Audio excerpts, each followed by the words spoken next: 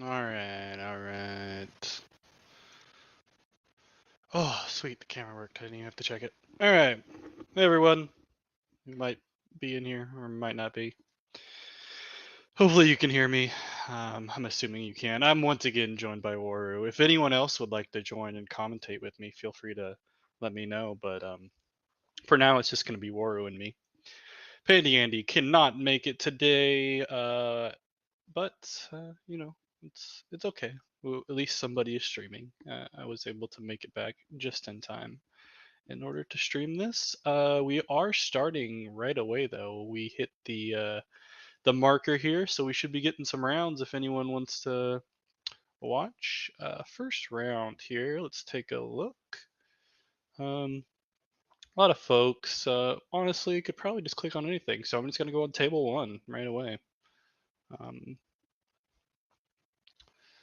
let's go to the game, and then I'll pull it up for everybody once it loads. I may as well just pull it up now, actually. Um,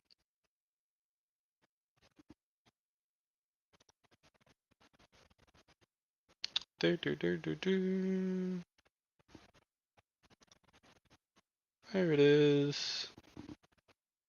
Let's refresh to see if it's gonna pop up. It's not yet. So we're just waiting.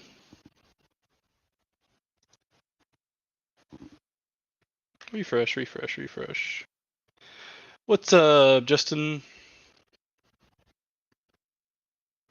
Yeah, we do get a stream. How amazing it is, I don't know. But ooh, we got a duo Navenka mirror match for the start. What a way to begin the day. Let me lock this so that way it shows up correctly. Navenka mirror match starting off strong, I think. Yeah. Playing a little bit of an Alice straight away.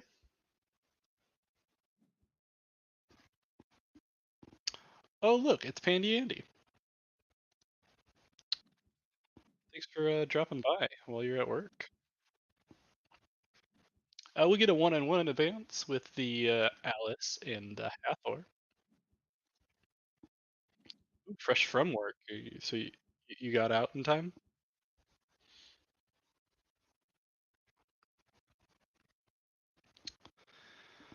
All right. Oh, you're staying at work. Okay, that's fair. I guess you should work, quote unquote.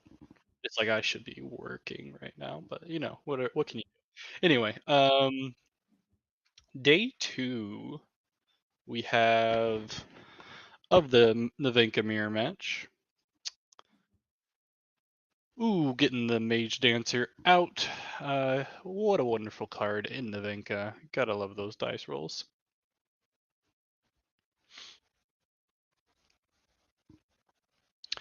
When you roll one or more dice, it gains one boost. Unlike the Izmir version that's based off of spells.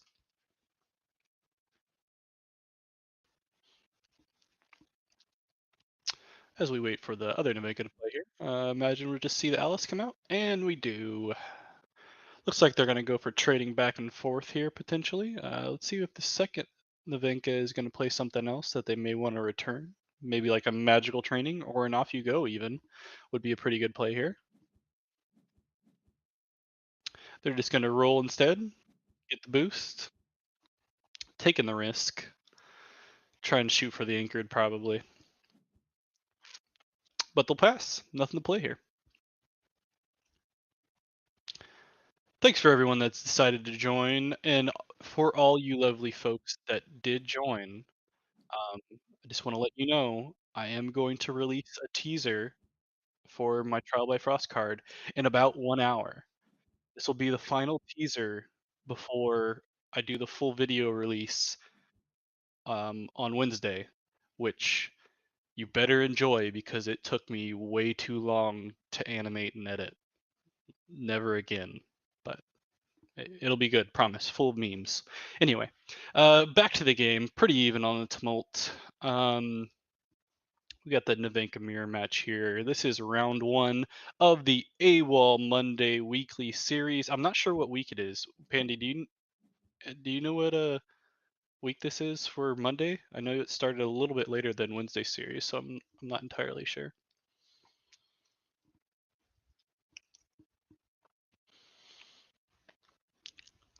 We have Mjolnir versus Enkai Music, it looks like.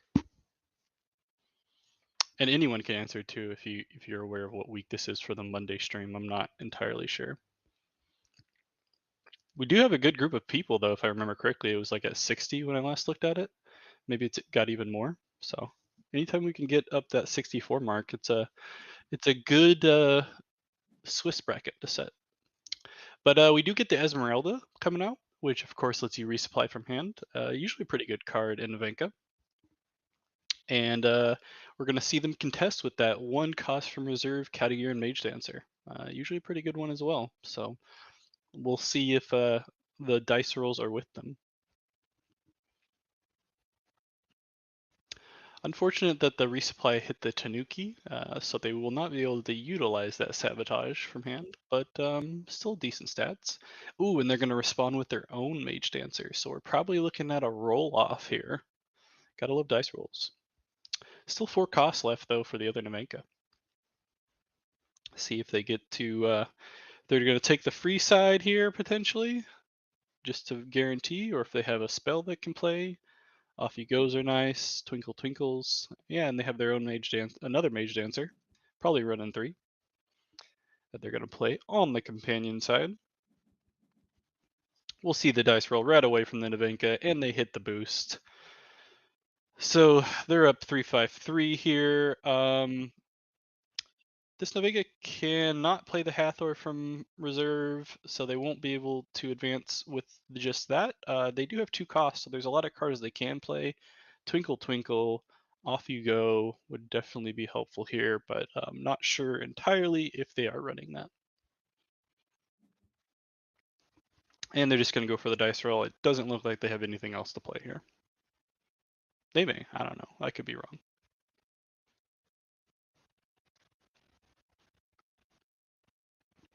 Deciding on their target. And they roll. They get the boost as well. They're going to double boost over there. Let's see if they have anything left with the 2 mana that's going to help them double advance here in both the hero and the companion expedition. Anything will do it. A lot of cards that they could play. And they're going to go ahead and play the Twinkle Twinkle. Question is, are they going to sleep the opponent, or are they going to sleep themselves and just concede the hero side?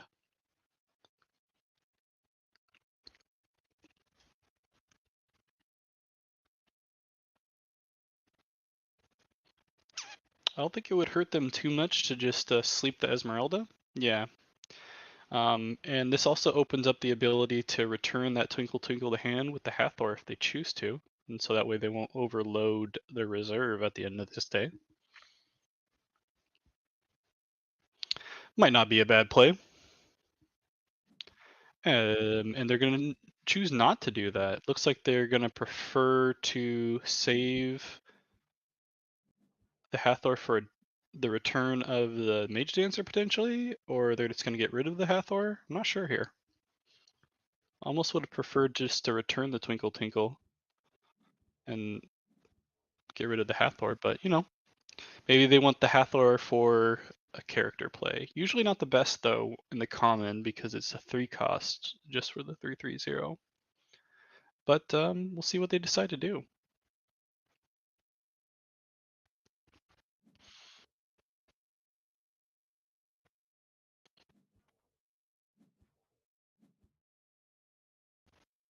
All right, going into the next day on day 4.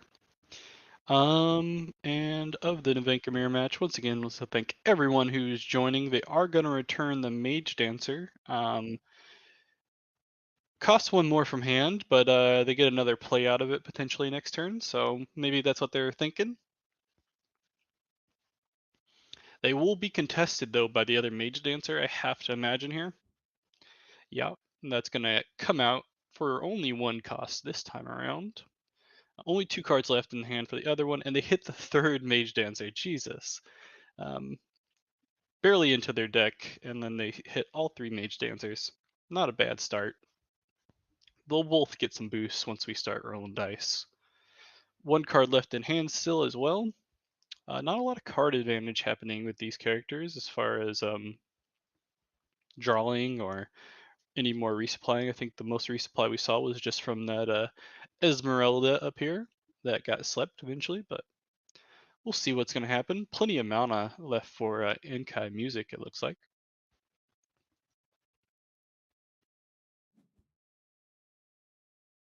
And we see a rare Kappa. Don't see those very often.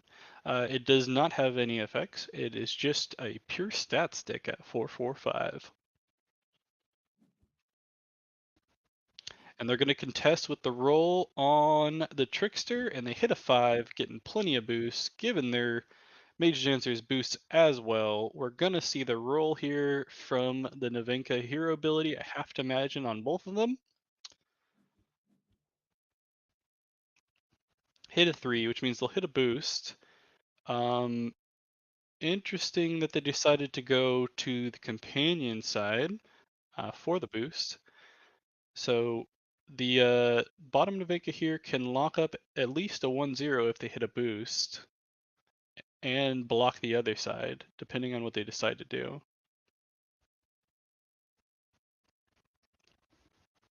They can prevent an advance and advance themselves, but they hit the 1. Unfortunate.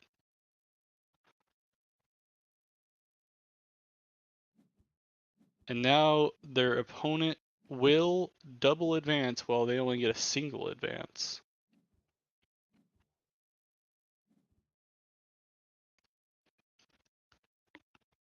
Safe play might have been to target the hero side with that one, but that way they could have prevented the double advance. They wouldn't have advanced themselves if they hit the 1, but at least they would have prevented the double. But either way, we're all even now. They had the double advance to burn on the tumult as far as that's concerned. Their opponent does have the hand advantage with 4 cards, potentially 3 cards with manaing here, and they do have some pretty big stat stick with that rare Kappa in the reserve.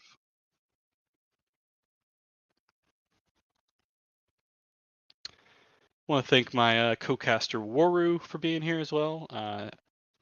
They're definitely here, but just may not be talking. Pretty quiet guy. He likes to sleep.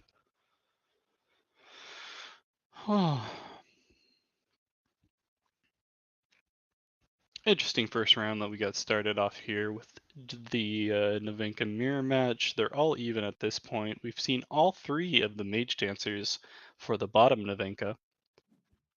And an interesting rare Kappa coming from the top one. So we'll see how this is going to work out.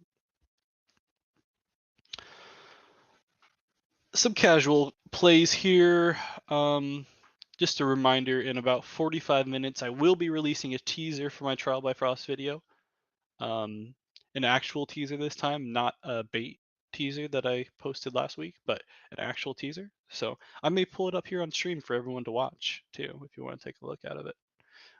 But I will post about it, and you can take a look at on YouTube. I'll post it on Instagram as well, and I'll post the link on Twitter/X. So yeah, enjoy that. But back to the game. We do have the top Navenka here, in-kind music, deciding what they want to do here. They could play the Kappa, but probably doesn't leave them with many other plays. It would be a pretty good contest of the hero side, but still options with 6 mana left for the bottom Navenka here.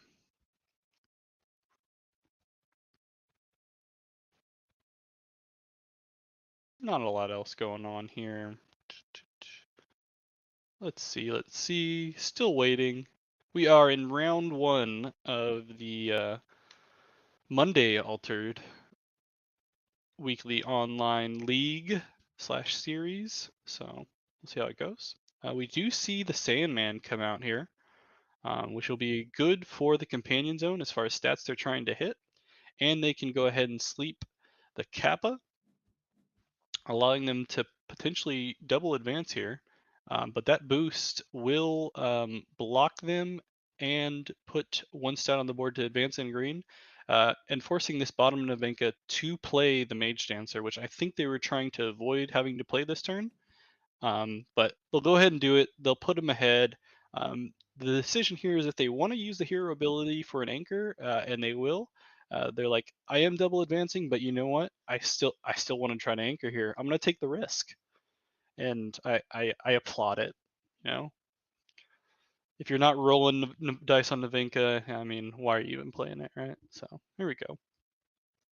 I'm not sure what week this is again for Monday, but maybe someone out there in the chat can let me know at some point. We'll see the roll happen here, and they hit a 5. They won't hit the 1, so they get lucky. We'll get some stats added, but they do not hit the 6, which is probably what they were looking for. But they will double advance, putting them within 1 advance away from taking this game. But they are quite low on resources at this point, having only the Sandman in reserve, while their opponent has several cards in hand and has that slept Kappa still out. So probably not going to be contesting the hero side here. And off you go will not help against the Kappa because it is a 4 cost. But they could have something that sleeps, like a Twinkle Twinkle, maybe another Sandman. But we'll have to see. Be interesting here to see if they decide to mana, and they do. So they're going to just be left with 2 cards to play here. So they won't have very much as far as counterplay, especially going first. This will allow the other Navenka to kind of just play around them a little bit if they have the right cards in hand.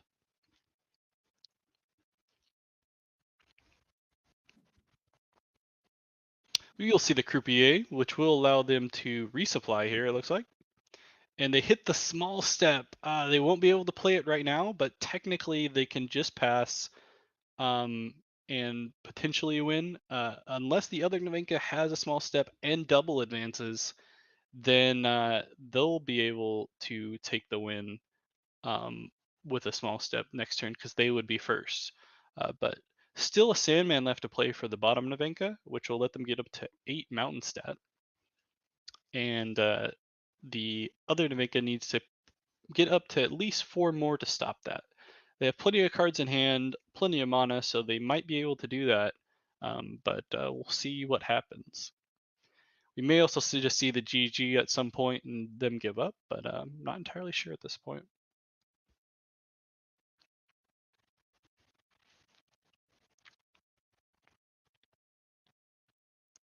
Waiting on the Navinka to figure it out. Once this game ends, I'm going to get up really quick to grab my water, but I'll be back shortly to hopefully catch another game for round 1 of the Altered Weekly Online League for Monday.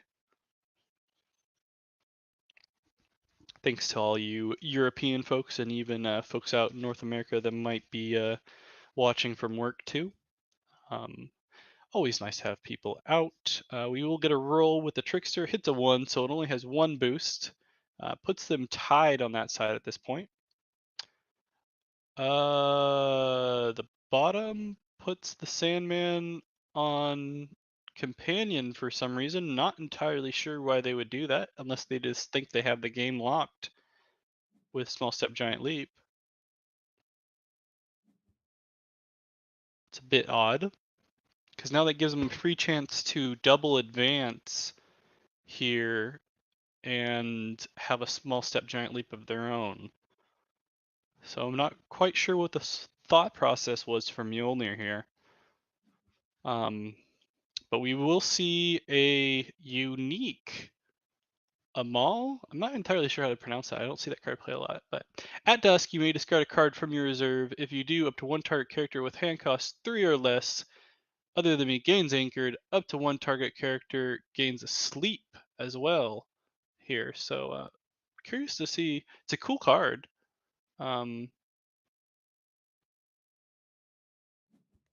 Looks like they chose not to sleep anything this time around, though. Probably not a bad call because they are already up in all the expeditions. But they will be able to anchor a card that is 3 or less. So they could anchor that trickster if they choose to, and they'd also have a play for the sleep next turn. But they'd have to get rid of that small step. So they could have a Tanuki, they could have a small step of their own because they'd be double advancing and they'd have the first play to win the game. So all of it comes down here to the draw. Really unfortunate that the Sandman wasn't played on the left side there for the bottom Navenka. It would have prevented the double advance potentially. I'm not sure what entirely is in the the top Navenka's hand, but it could have prevented the double advance and put them still within not putting them in small step territory and leaving the bottom Navenka for small step and only being countered by sabotage. But alas, they chose not to.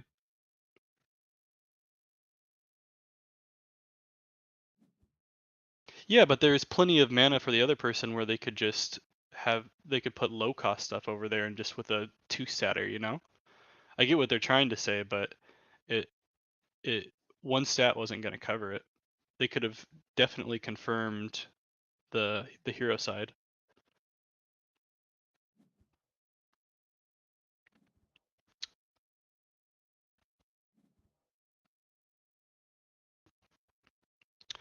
We will see the croupier being played though from the top, and then we'll just get a small step. No sabotage, no small step of their own, and bottom Navenka will still take it. GG's. Good Navenka mirror gameplay there. Give me one sec, folks. I'm gonna go grab my water, and then we'll get back to it.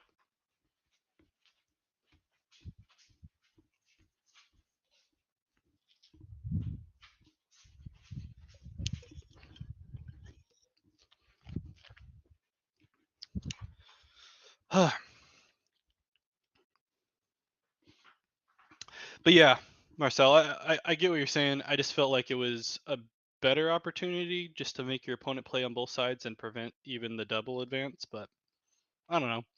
Either way, let's take a look and see if we can find another game here.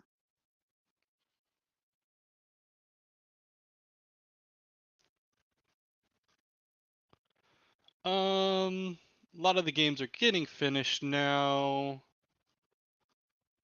Let's jump on to this one to see if it's still playing. Go to the game. Full screen there. And then I'll switch us over so we can watch here. We have a Sigismar matchup here. It's one of the two left. Um, but they're both one away. We do have a monolith up for Binler in the top Sigismar, so probably a little bit of advantage there. Um, but we'll see if it matters.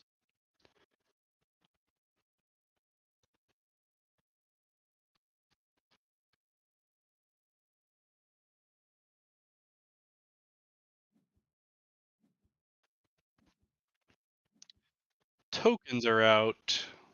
Bindler's token will get the boost.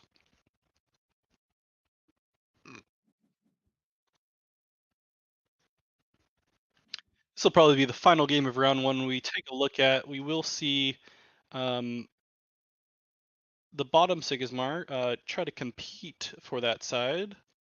Interesting, especially with the monolith out. They're going to have some issues. It makes me think that they potentially have some removal available to them that will allow them to win on the hero side. Smart by Binler going to the opposite side to kind of like hedge their bets. They're already up on hero side. If they decide that they want to win over there, they could. But if for now they're potentially double advancing and they have some more resources, realizing that the bottom Sigismar is probably giving up on the companion side. Nice little Ozma to draw here as well. Put the block in. We will see a Frog Prince come out. Doesn't really help in mountain. Gets them a little bit closer on the forest side of things, but 3 cards at hand in hand for Bindler, so looking pretty good for them at this point, especially with the monolith out.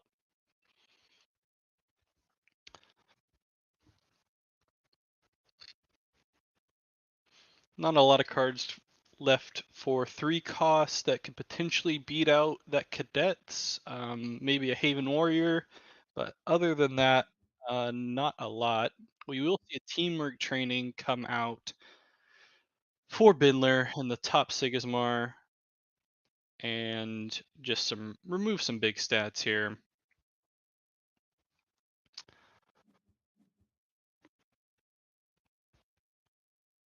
Probably gonna be it, and we're gonna see a double advance unless there's something crazy for the bottom Sigismar with as far as uniques are concerned. But I am not holding my breath.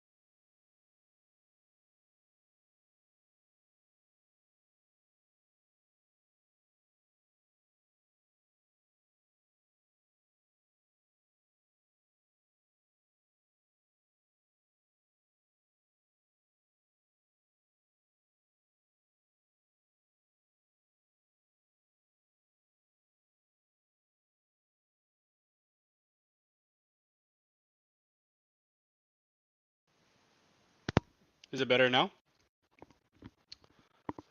Is it better now? Hopefully I wasn't muted the entire time.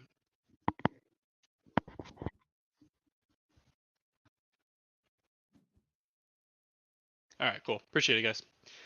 Unique Anubis. If you from hand, you may send a target character to reserve. Ah, that's pretty cool.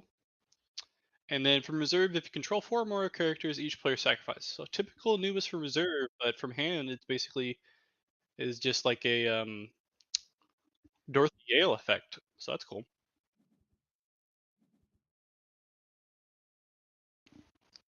Always late, Keelan guy.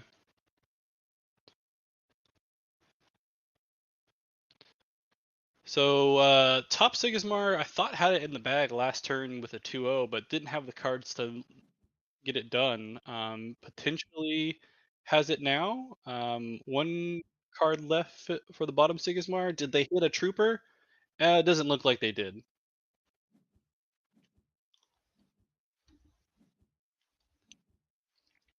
So the monolith Sigismar takes it.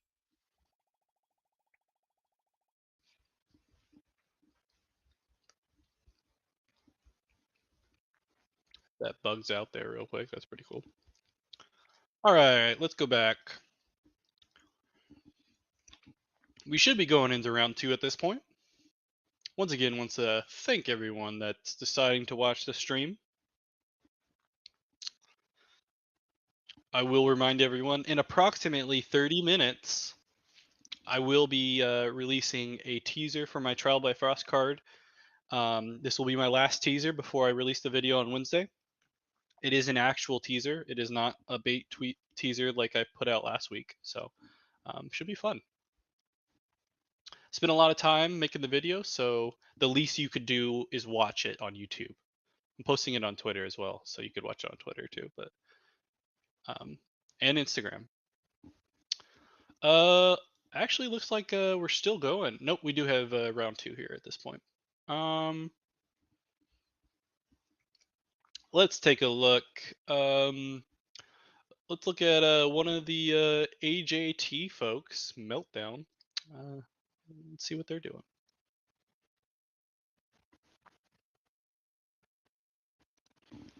All right, let's go full screen. Bada bum. And switch over for all you lovely folks. There we go. Do, do, do, do, do. Oh, I forgot to check one thing here. So I can actually hear the audio too.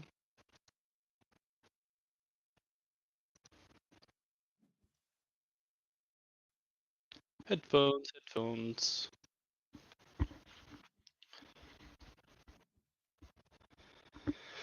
Oh, this is your friend? Cool. We got Namu, I'm assuming that's what it is, on the Linda way, and AJT Meltdown on the Traced. Cool to see both of these heroes. Don't see a lot of Trace. It kind of took over for a little bit after the Robin Hood errata, but not so much lately.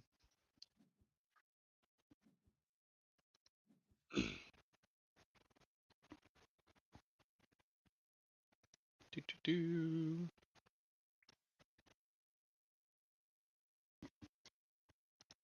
And getting some greetings in the chat. They're ready to go though.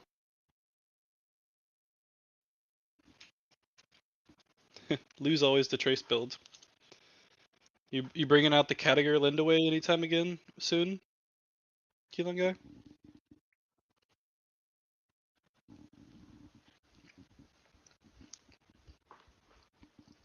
Let me set this down so it'll still charge.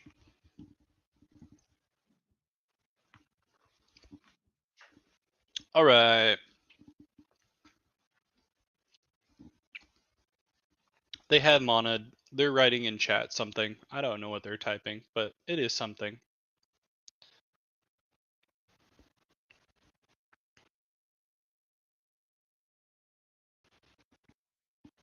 Yeah. Darn Sigismar.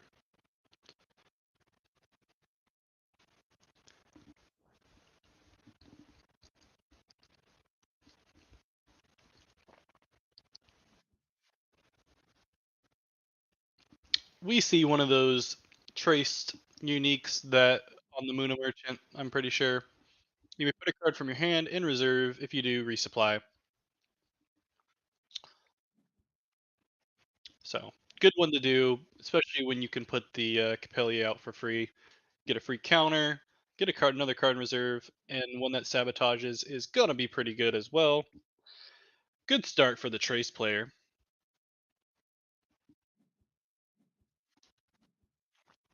Hitting everything that they need. We'll go 1-1 in the Tumult though, so we'll see what happens.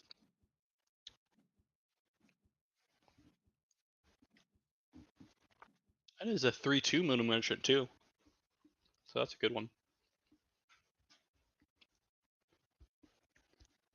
Oh, did they pick them up recently? I don't keep track of like teams and that kind of stuff on them picking people up. So cool, I guess. Always fun to have teams in card games. Lets you bounce ideas off everyone, share some uniques too. For anyone wondering, I'm having a, banana nut muffin. Don't always prefer the nuts in them, but I like banana bread, so quite good. Anyway, Yeah, there's a few different teams at this point. Um, One of the first ones was the Exalts folks that did a lot of stuff, and they run the celebration tournament. There's also Altered Aces over in EU that have won a lot of tournaments at this point. I think their players have won the bigger tournaments over in Europe, and the most recent one I've seen is AJT. No big North American teams though. I need to start recruiting. Keelan guy, you want to move over to the US and be part of my North American team?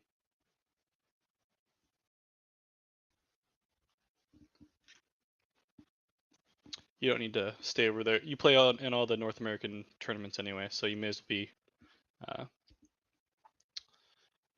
North American in spirit.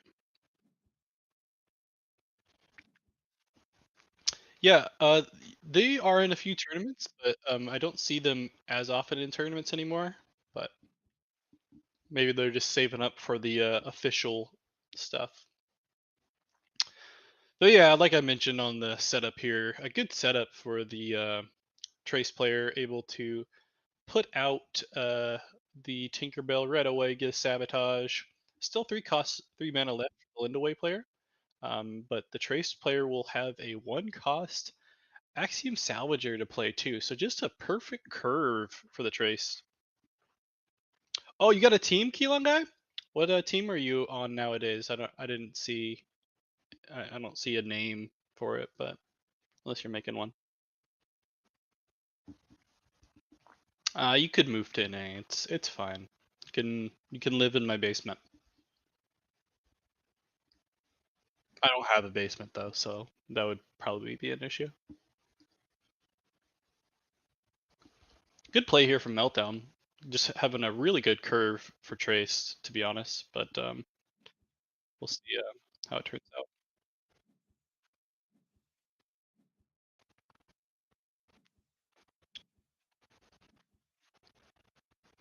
Everything going to reserve. Trace gets an advance. Lindaway gets an advance.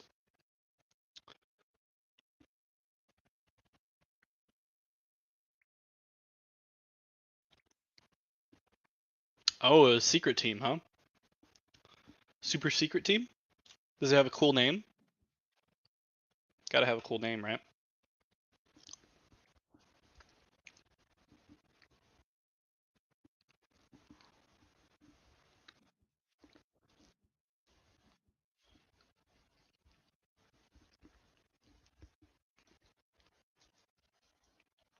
Altered quarantine zone. Nice. I like things with Z's in them. I like Z's. So I never understood why EU is obsessed with using S's instead of Z's. Z's are cool. Anyway, traced up, getting that third counter out, potentially looking at getting activated as far as trace ability here. Um, Definitely possible. They also hit a Haven, so looking quite good here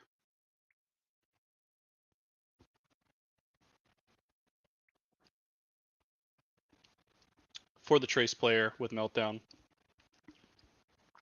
A lot of chatting back and forth here. Very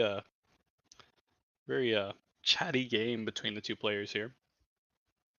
Be interested to see if the Lindaway is going to be able to come back from this obvious advantage that the trace player is getting set up here.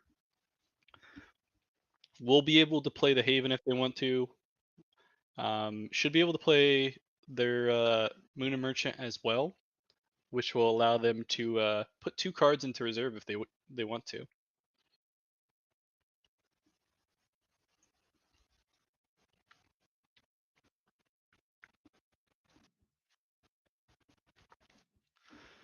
We'll see the Baba Yaga come out to help with the draw.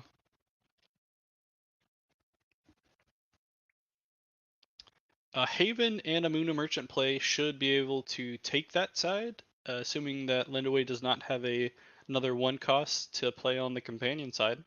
So should be another helpful just advance for the Trace player. And they do hit a 2-cost Keylon Elemental as well that could help them advance. Um, we will see the Maul come out and get a gift of self to get some more card draw. They're gonna target the Disciple, assuming that they're probably gonna lose one side. So they're like, I'll take the draw. I'll put stats on both sides, and that's probably what's gonna happen.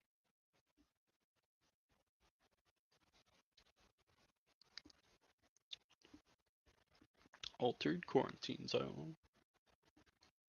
How many other people do you got on your team, Keelan guy? Assuming it's your team, you could just be a member. I don't know if you're the leader type.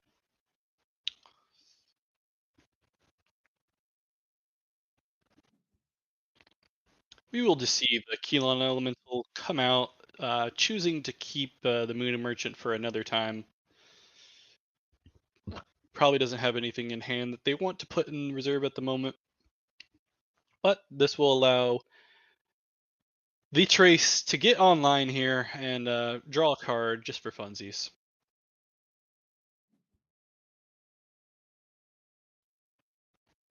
Got the chat, got them chatting back and forth. Namu's talking about how Trace is just gonna vomit everything on the board at this point, which is true. There's a lot of one cost stuff. Ooh, and the Tinkerbell comes out from Trace ability. Looking at another sabotage, one less resource for the lend away. Trace is up one on the tumult, and looking pretty good at this point. Looks like Namu's trying to barter with the Trace player on Meltdown. Not sure how well it's going to go. I'm pretty sure they're just going to try to win. But a lot of cards in hand for the Lindaway player at this point.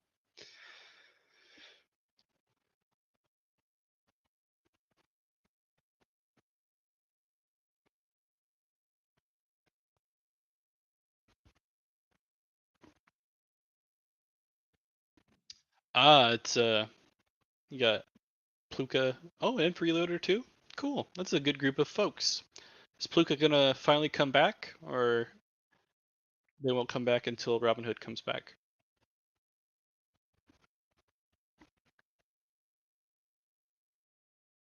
Yeah. Anytime you can add some folks to help out, as long as you have a good group of people, never hurts. So, maybe another sabotage here for the Trace player. Maybe not. I don't know. A lot of good places to play the Tinkerbell if they choose to play it. Probably the companion side at this point, but never know. I'm not sure what else is in hand. They're taking their time.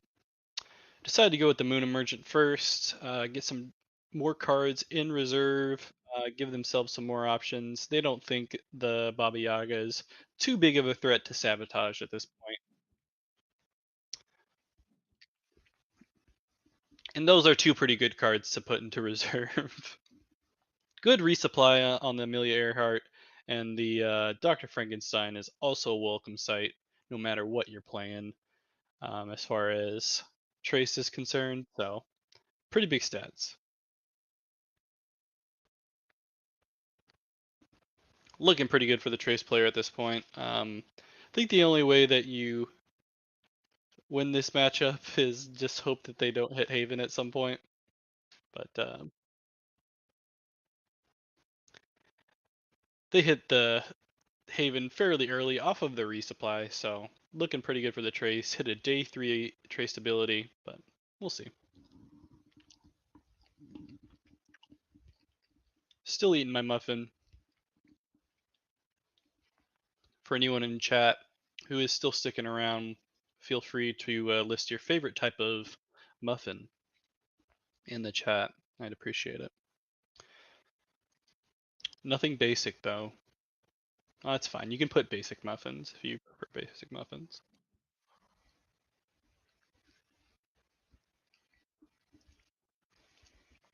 Blueberry is quite delicious. I cannot disagree with the blueberry. Do you prefer a blueberry just like on its own, or do you actually like the little the sugar dusted on top of the muffin blueberry? Yeah, I'm saving that. That's what the beer's for. You didn't know that? Where is it? Oh, there it goes. See? Eating crumbs. Okay, yeah, you like the sugar dust? Yeah.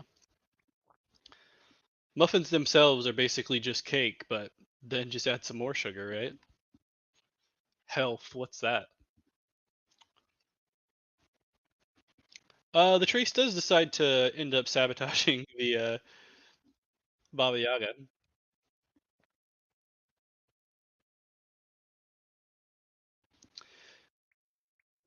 Reminds me of the best waffles in Belgium. A little pearl sugar. That does sound delicious. I would actually want a an actual Belgian waffle. Haven't had one. I just had the pseudo fake ones that we make here in America. Just not the same, you know. Getting it straight from the source, straight from the proverbial Belgian teat, if you know what I mean. Gotta get the waffles there. Anyway, um, we do see the armor jammer get thrown to reserve here. Probably nothing else to play. Throw it in there. Why not? Um, Amelia Earhart comes as well, just to confirm the hero side. Uh, 4 mana left for the Lindaway though. Still could do something.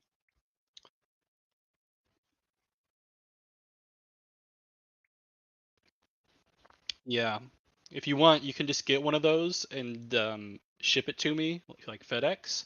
I'm sure it'll be completely fine by the time it gets to me. Not disgusting in the least. Be interested to see how well a waffle ships, and if like delivery services would kind of be upset with you for shipping a syrup coated waffle. I guess you don't have to coat the waffle itself. You could just ship some syrup with it in like a little container, and then just ship the waffle. It should be fine. Might be a little stale. Oh, Patty, you did make the tournament. I'll have to view you next round, even if it's an 06. We're still gonna get you on stream. Don't you worry. A lot of people watching this game in particular.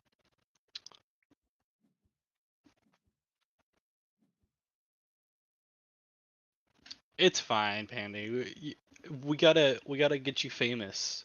You're already famous for your stream. Now you gotta get famous on actually playing.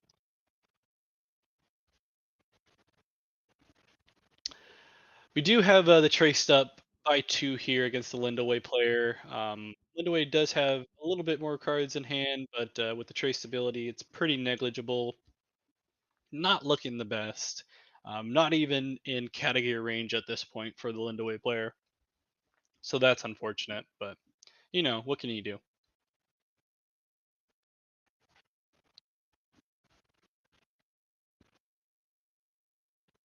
Whoa, whoa, whoa! That's kind of blasphemy, Pandy. That Aurak being better. Let's not get too crazy. All right, let's not get too crazy. Aurak isn't this isn't Trial by Frost yet. Aurak is not good yet. Stop. There's only one bottom tier hero that's good, and that's Itzadi. Anyway,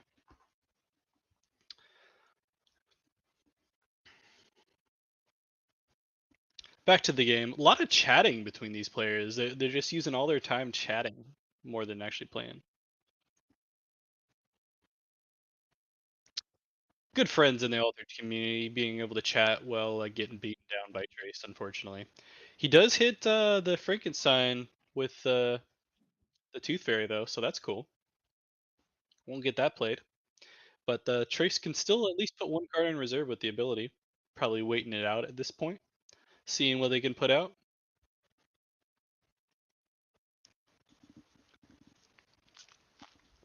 Love the Armor Jammer in Axiom as a tech, especially since there's a lot of ways to trigger the from anywhere effect. Just keep sabotaging. Great job. Glad that got added. I'm actually a big fan of the armor jammer in Sierra decks. Um, and although people typically like to trigger the brass bug hive, occasionally it comes in pretty clutch just to hit the armor jammer effect. We will see another unique Moon Merchant. You may put a card from your hand in reserve. It's the same as the other one, but it's a 3/3 and different stats, obviously. So we do have Meltdown stacking those Moon Merchants. I have one myself. It's not as good as his. It has the same effect. Stats are a little bit worse though. And we'll see the third unique being a Frog Prince. You may put a card from your hand in reserve. If you do, draw a card. So he's just constantly getting those effects. You'd think he's intentionally trying to do something as a trace player, but I won't say that. I won't say it. I mean, I said it, but I won't say it. You get what I'm saying. Anyway, thanks for everyone that's joining us. We are at round 2 of the Altered Weekly On League Monday series. I am not entirely sure what week it is for the Monday series. Um, I know for the Wednesday series will be coming up on week 13, I believe. But for this one, I'm not sure. So best guess there.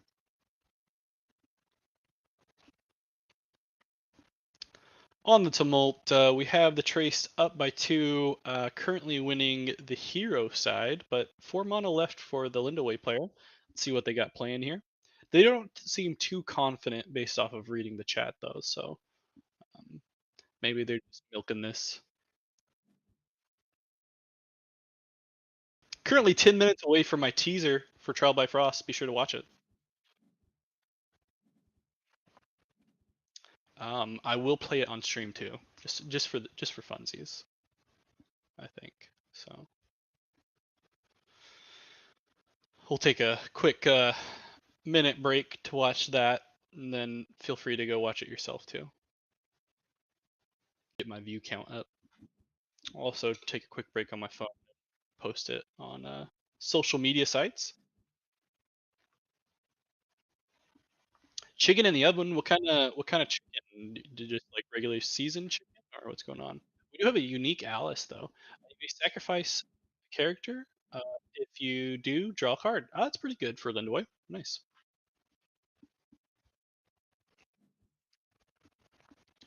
We do get the Trace one away from taking the game, looking pretty good. They do have the unique Frog Prince that can put another card in reserve. I have a one cost Ymir Stargazer.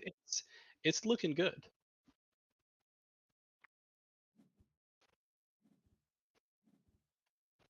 Oh, it is draw two. See, you guys can read better than I can.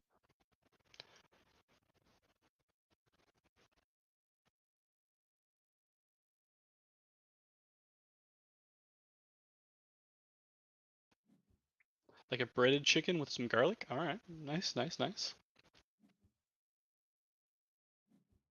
We do see the Frog Prince come out, allowing for another card to put in reserve and draw a card.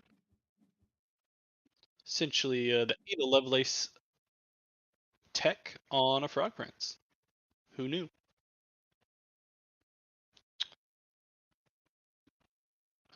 We do get the Capelia coming out from hand to reserve, but not playing it for free. Potentially trying to save it for the double Haven Bravos Bastion just to stack up on a side and advance and take this game. Oh, you saw it earlier? Okay. I don't feel as bad then.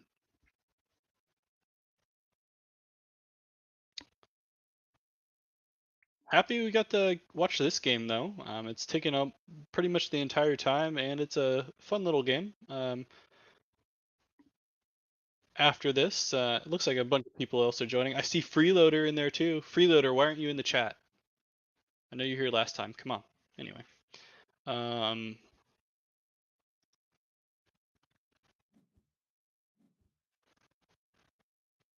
there.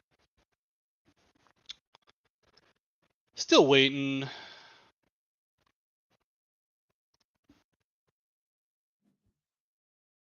Yeah, tell him to get in here. He showed up last time when he won on Wednesday. What's up with that? Only showing up when you're winning. Anyway.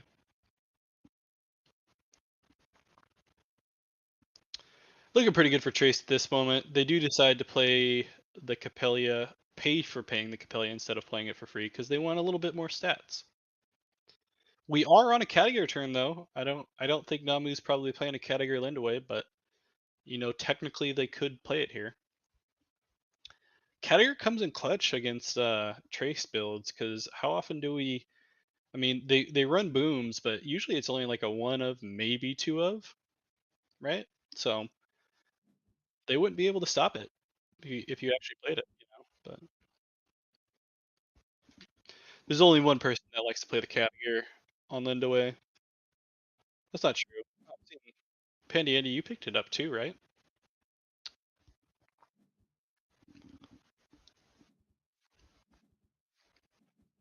Choice ability will get the salvager down that will resupply into an Amelia Earhart. Meltdown just hitting all of the resupplies that they need. Typical Trace.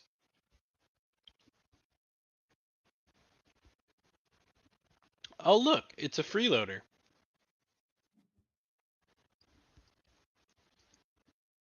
Now you show up.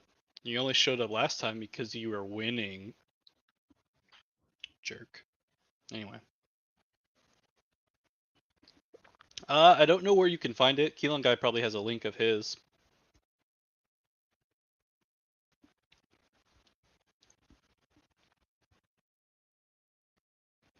Yeah, see, he's sharing. Sharing is in fact caring on occasion. I wouldn't suggest sharing all the time. Like, don't share your money unless it's with me. Always share your money with me.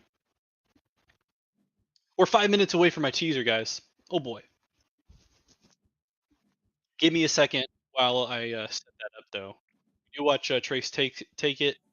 Um, Congrats to Meltdown. Takes that set up against Lindaway. Sorry, Lindaway. It was fun watching you play, but unfortunately, you can't win them all. All right, let's switch over here. Let's take a look to see where the round's at.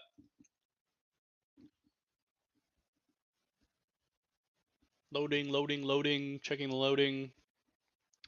This was round 2. We're probably getting into round 3 fairly soon, if not right now.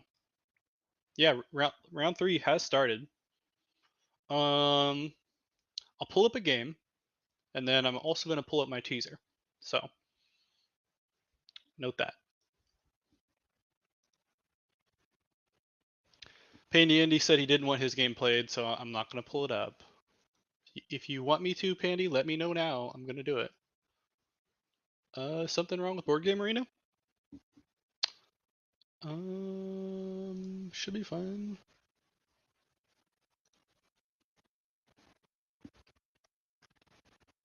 Let's check that again.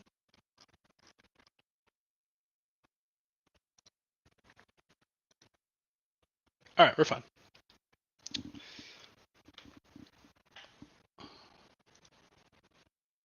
And we're in a game. Let's load up the game for all you lovely folks. Lock it. OBS.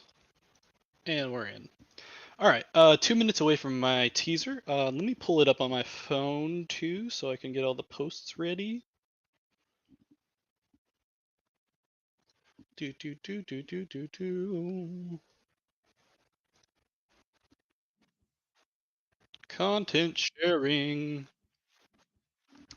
All right, that's ready.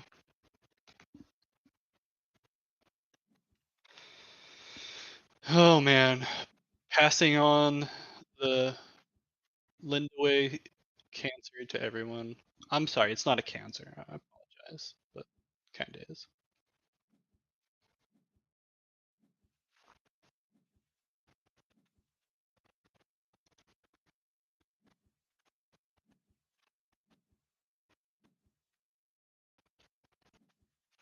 Sorry for everyone that's expecting me to talk. I am currently setting up my posts here for my teaser video that's coming out in 1 minute. Oh my god! 1 minute teaser video.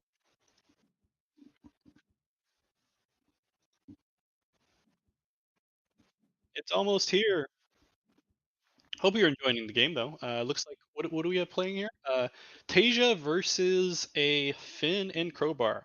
See, Pandy, you said Finn and Crowbar isn't doing good. Maybe we'll see a Finn and Crowbar win here. You never know.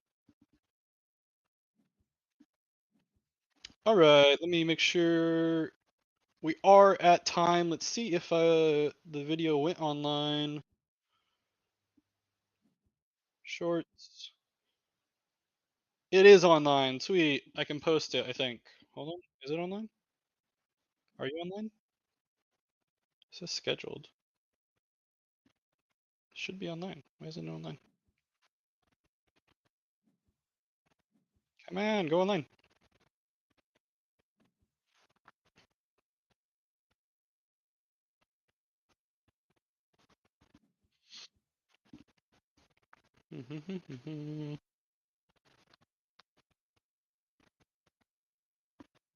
Yeah. All right, it's online. All right, I can post up. I'm gonna do some posts here real quick, everyone. Ignore me doing stuff. I gotta pull up my drafts for posts. All right, next, next. Already tagged altered, and let's go ahead and share on Instagram. Posting on Instagram. Well, that's a lot of cards in reserve for the Finn. Typical Finn, right? Let me post everywhere else. Discord posts. A.W.O.L post. Altered corner post. And then I'll post the others here shortly. And let me post on Twitter. Twitter. I'm gonna play it here too, guys, if you want to watch it here with me too. But be sure to watch it on YouTube as well. Twitter posts, drafts, and post. All right, I'm all posted out. All right, let me close this. I know you guys are anxiously watching this. We'll uh, we'll wait to watch it on stream until after this game is ended. Thanks for everyone that is joining. That decided to stick around while I was distracted, but it was important as I'm chewing.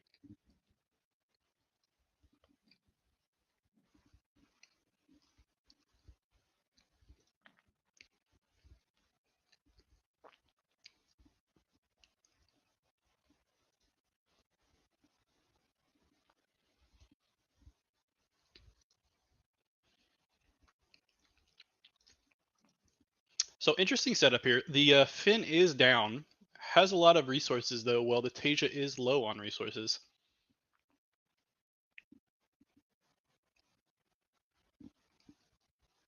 So it'll be interesting if we can see a Finn comeback here. They're down on the tumult by 1, 2, 3, by at least one. A lot of cards to play though. Let's take a look at that unique. Draws a card. Is this a disciple that draws a card? Not bad. 2 costs though for it.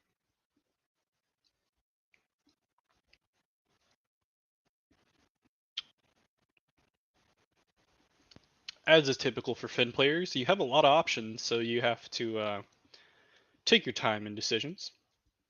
And we are at 62 players total for this event, so good job, guys. We almost did 64, but pretty darn close.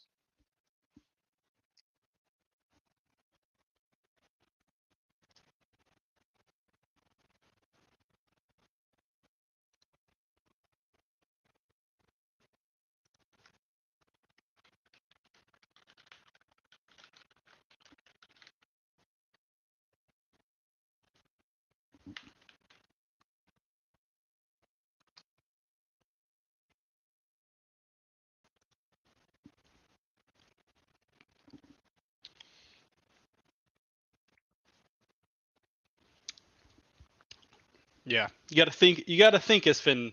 There's a lot of stuff to do. Cost reduction. Whew, just playing stuff from reserve. It's a thinking man's hero, thinking woman's hero, thinking person's hero, I guess. And arguably, probably one of the cooler little side characters is Crowbar. I mean, he's playing a guitar. I can't blame that. Will cost reduce to get the aloe vera out and anchor it with the additional cost reduction that they had, and it will allow a one-in-one advance. Still one behind, but with the anchor, they're competing with that Kodama.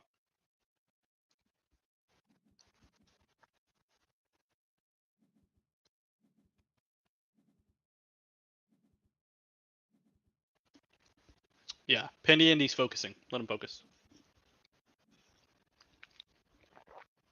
Oh, Pandy Andy's making a video. Oh boy.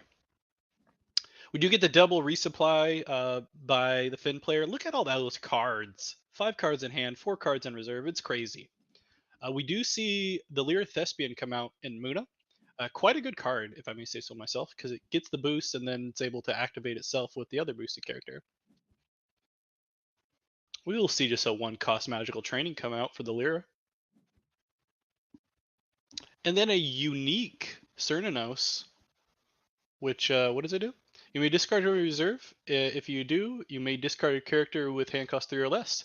Ooh, nice. It's a discard too, so it gets rid of the Thespian right away. Plays everything as far as mana is concerned, though, and gets the double advance. Big comeback by the Finn player. That's what happens when you just have more resources. You can't play too fast, folks.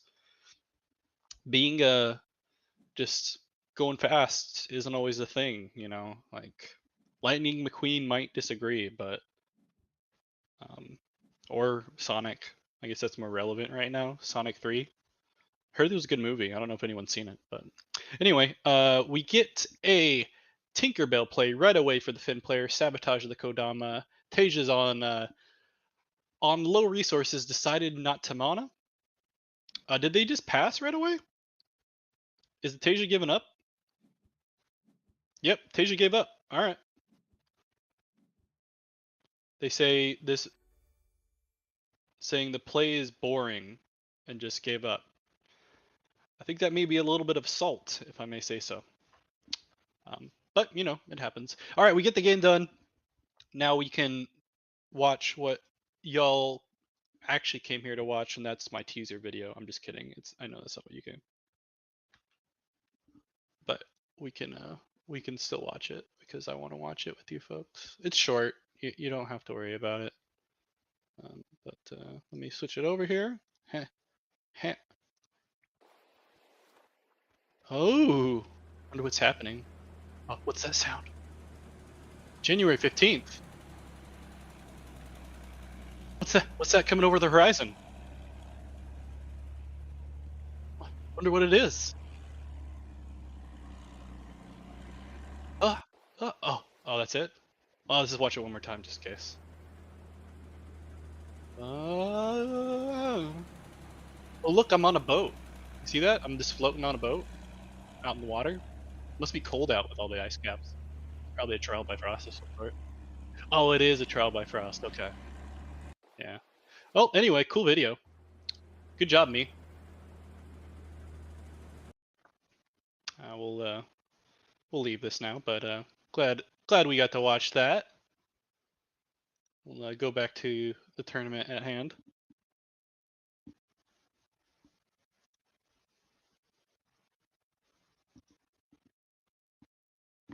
Yeah, I'm taking a while to break the ice. We already saw the icebreaker card that's out of faction artists.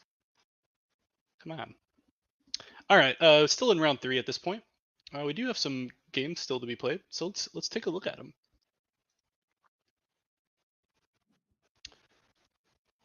We got another Tasia and Finn here. That's a coincidence.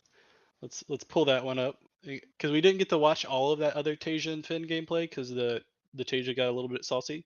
Um, we'll watch this one instead. They have not progressed that much for being playing a while. Acapella training, always a fun card in there. I especially like playing it against Bravos players. I'm a big Bravos player too, but I like playing against Bravos and being able to play acapella training. Just hurts them every time. especially when you can bait out their helping hand, and then you're like, oh, that's funny. Acapella training. Anyway, a lot of stats on the board for the Tasia player on the companion side, but they are even on the tumult. They are even on the tumult. So still a good game we got going here.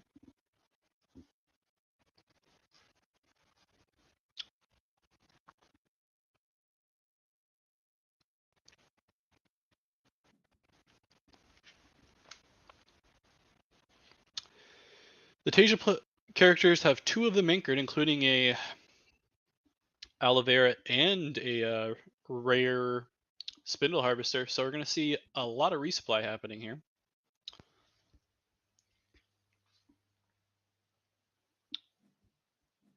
We get a pass though. They go 1 for 1. Should be interesting to see if the Finn player's inherent ability is going to help them keep up compared to the anchored characters at noons resupplying, and who's going to have the most resources moving forward. But fun game.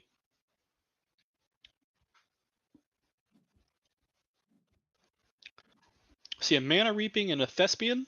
Thespian a pretty good card to get. Reaping not bad either. And while we get the Inkcaster for the Finn.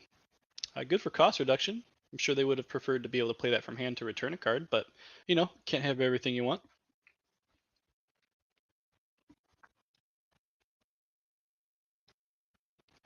For all you folks, we are in a round 3 of the Altered Weekly Online League for Monday. Special catering to the European players that got tired of staying up super late to play on Wednesday. Ooh, nice. We do see the Spindle Moon Bastion come out, make it a little bit harder to target characters, like that Twinkle Twinkle that we see in reserve.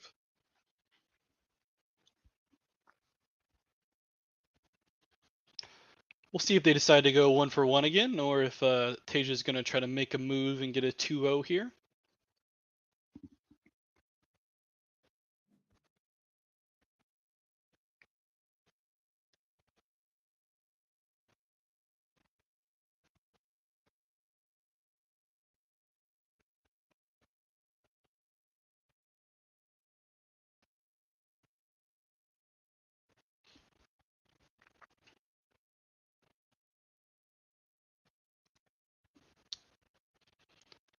Oh man, a lot of cards in reserve for the Tasia. Sorry, I was looking at Discord there, seeing people speculate on the teaser. Anyway, a lot of cards for the Tasia. Trying to decide what they're going to do here. Could probably play any of those 2 costs and then decide to mana reap too if they want. Question is, are they going to try to get the 2-0? Technically, the Finn can play the Twinkle Twinkle even through the tough mechanic, but will they want to do that is the question. Ooh, we see Sneezer Shroom come out instead of the other cards available. Think it's going to be good enough here, potentially, for the Tasia is what their thought process is. Or they're planning on playing one of the other 2 costs and not mono reaping. But either way, we'll find out.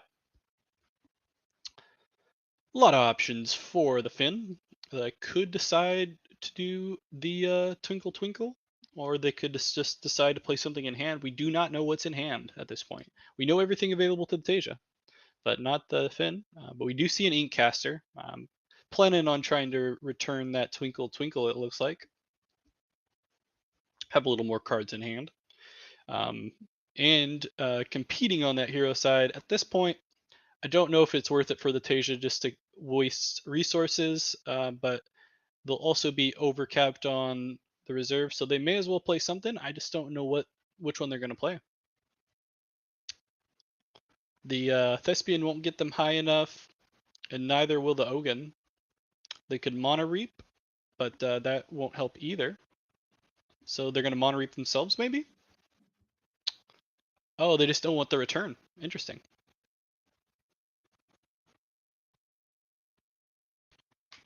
I almost would have, if they wanted to play the mono reaping, I almost would have considered mono reaping my own like spindle harvester because you're gonna win on that side anyway potentially. And you get extra mana. I don't know, just a thought. I've made that mistake before of teamwork training myself because I wanted to get a um, bureaucrat effect off. It did not work well. Anyway, 1-1 again. They're both two advances of way of taking it. Pretty even on resources at this point. It's going to be harder to hit those anchored characters on the Tasia side of thing, especially with the Moona Bastion out.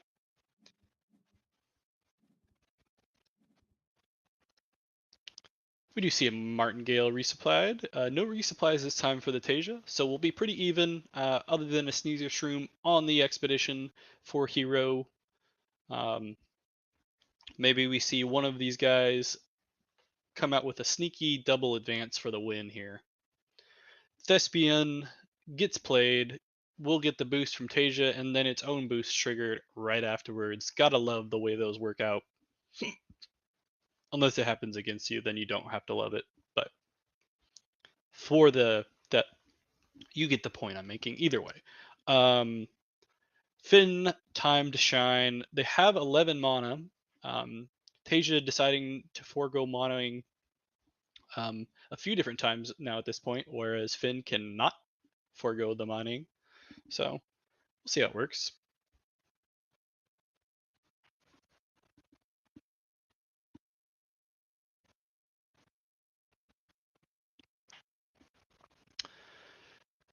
Tasia deciding what they have left here. They could play the Ogun, get some plant boost. Only have one plant out at this point, though, so don't know how well that does. Maybe they wanted to put another plant out from hand.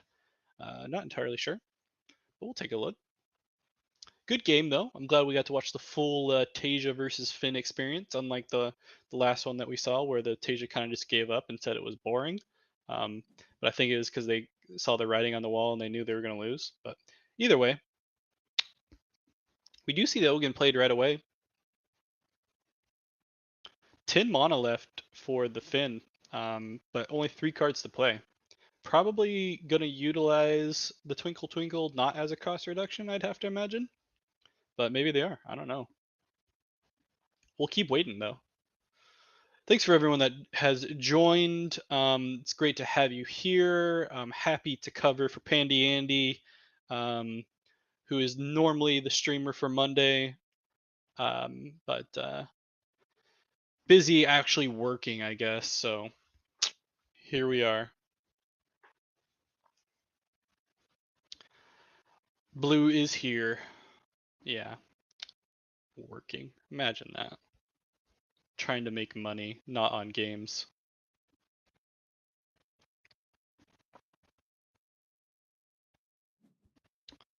So the Finn does decide to save what's in hand for a little bit and pay a little bit extra to sleep the Thespian. Okay.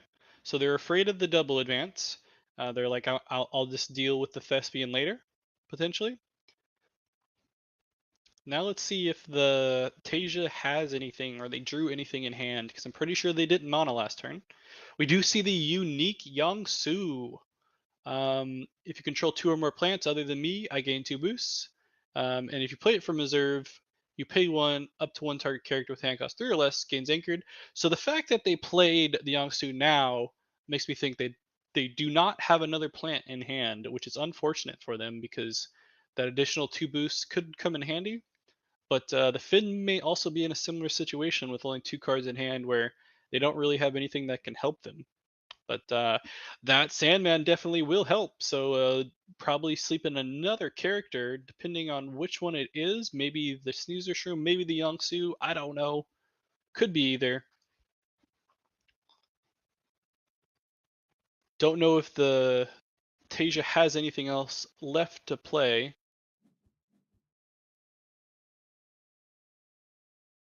Oh, the next 3 months, Pandy, huh? You're gonna be out. All right. The Tasia does not have anything else to play. Will pass, and that will allow just a single advance for the Tasia player, but they do have 2 slept characters that are out. It's gonna be rough for the Finn player to come back from this, but maybe they'll pull something out. I don't know. The from reserve play will come into effect here, allowing for something to be anchored if they choose to. And the rare Spindle Moonabastion, allowing a target character to get boosted. Don't see a lot of those on some scenarios, but you never know.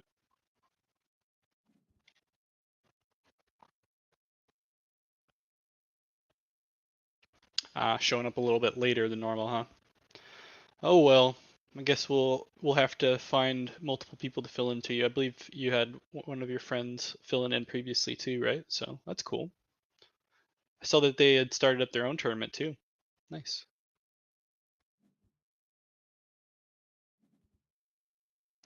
Anyway, we see the unique Yangsu come out, allowing an anchor to happen, but doesn't look like they want to pay the one extra to do so. I can see why. They're probably looking at the final turn here. Sandman played from reserve for the Finn. Yeah, do the Pandy Andy tournament. Um, see Ogan being played. Just a lot of stats for the Tasia player. A lot less mana, but making it work. That's the downside with Finn. You always have to mana, but what can you do? Yeah, there's never enough tournaments. The more variety, the better. Looks like the Finn's just going to stack up on one side. Probably not going to be able to stop both. And we're looking at a potential Tasia victory compared to the Finn victory that we saw earlier. But we do see a unique Kodama, gains a sleep from anywhere. When I gain one or more boosts, if you have two or more boosted characters, up to one target character with hand cost 3 or less, other than me, gains anchored. So it's just a freaking anchored cycler. An amazing card, especially for 2 costs. Acapella training comes out. Not much left for the Finn player to play. It's going to be a wrap, but they will be able to give characters fleeting. Um, don't know if that helps anything right now. Mana Eruption comes out, targeting any character at this point. Doesn't really matter which one. And we're looking at a double advance in the win for the Tasia. GG's.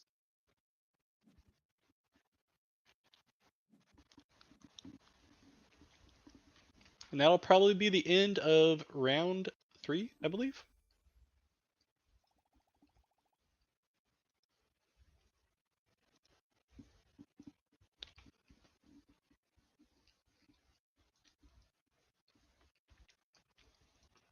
Sorry for the chewing noises, everyone. Hope you enjoyed that.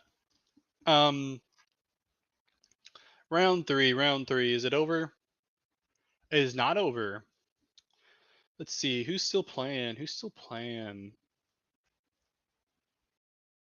One match still playing. Let's see if we can catch the end of it.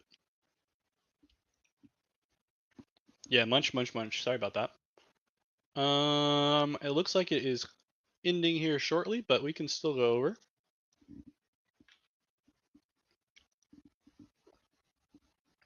Let you watch the very end of this Trace versus Aphanis matchup. A doozy.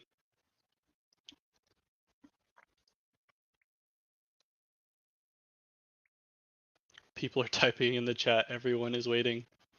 Let them play. Let them play.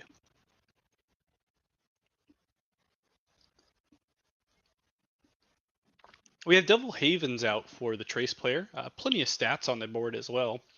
Can the Aphanis come back here? Probably not with only 1 mana. But maybe I'm wrong. I've been wrong before. Not often though, but can be. For some reason, it looks like the Trace player is not around and is gonna lose for being.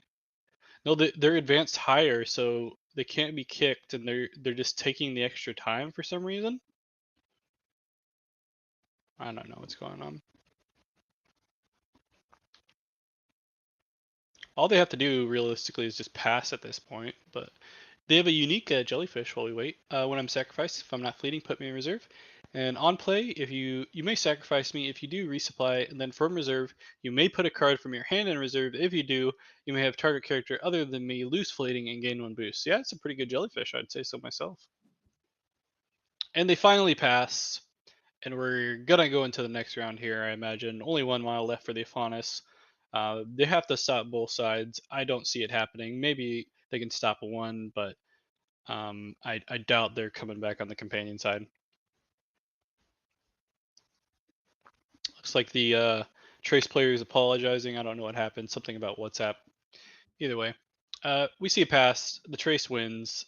Shocker. Let's go to round 4 for everybody. Let's go back. Go here. Altered weekly on. Oh, this is week 10. See, if only I had read, I would know this is week 10 for Monday. Anyway, round 4. We currently have how many undefeated folks? We have 1, 2, 3, 6, 8 undefeated players. I guess we should start watching them more consistently at this point. So let's look at the top table. Table 1. Let's look at table 1. I'll switch over so everyone can watch as we wait and I refresh.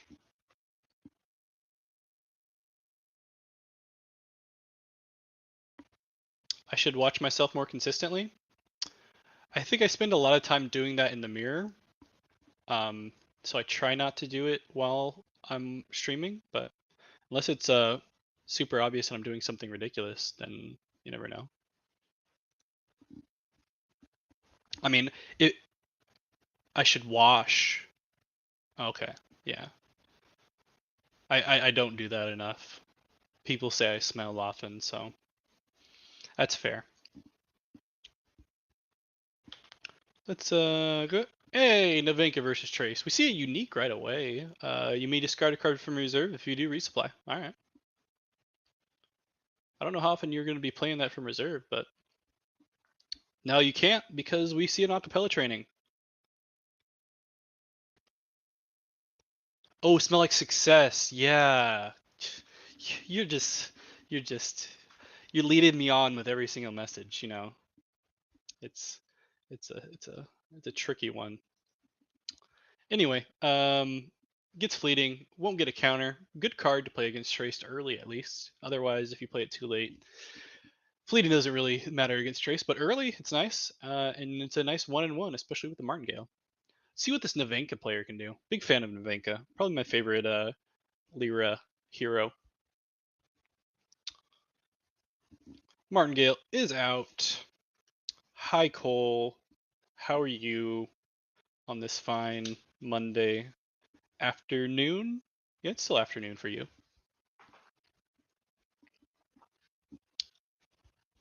We will see the acapella training played again by the Navenka, preventing from the Trace player from getting anything in there, except for that second salvager. And we will see a Thespian, a rare Thespian. You don't see those very often, but cool to see 2 boosts. If it has 3 or more statistics of 0 among characters you control, which it does not. So at this point, it's just blocking. Look at all those 1 costs. That typical Trace 1 costs. Hungry but eaten? Yeah. We all out here getting bread, know what I'm saying? Oh, unless you're actually eating, then I forgot to lock this so you guys can see it bigger. My bad.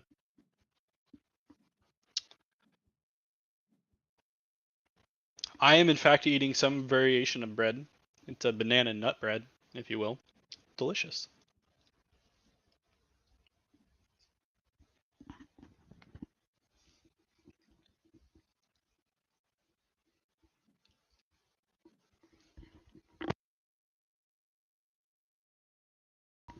All right, I decided to mute myself a little bit that time so you guys didn't have to hear it. Anyway, 1 counter coming out for the Trace finally on day 3. Banana nut bread. It's okay, I'm not monetized, so I can say whatever I want. Penis. Anyway, um, we'll clip that out. Thespian comes back out again for the Navenka. A lot of 1 cost cards come out again for the Trace, just getting that counter up there. They do still have 3 costs left to be able to play the Keon Burst. Which with that Mage Dancer coming out, might be a good spot to hit it. Just to reduce the resources of the Navenka. Or they're going to hit the Thespian. or they're just going to play another one cost card. Why not? You have like 50 of them, right? Brand Risk Blue. Yeah, I mean, I started out on Spook's stream getting people upset, and now I'm back at it again on my own stream.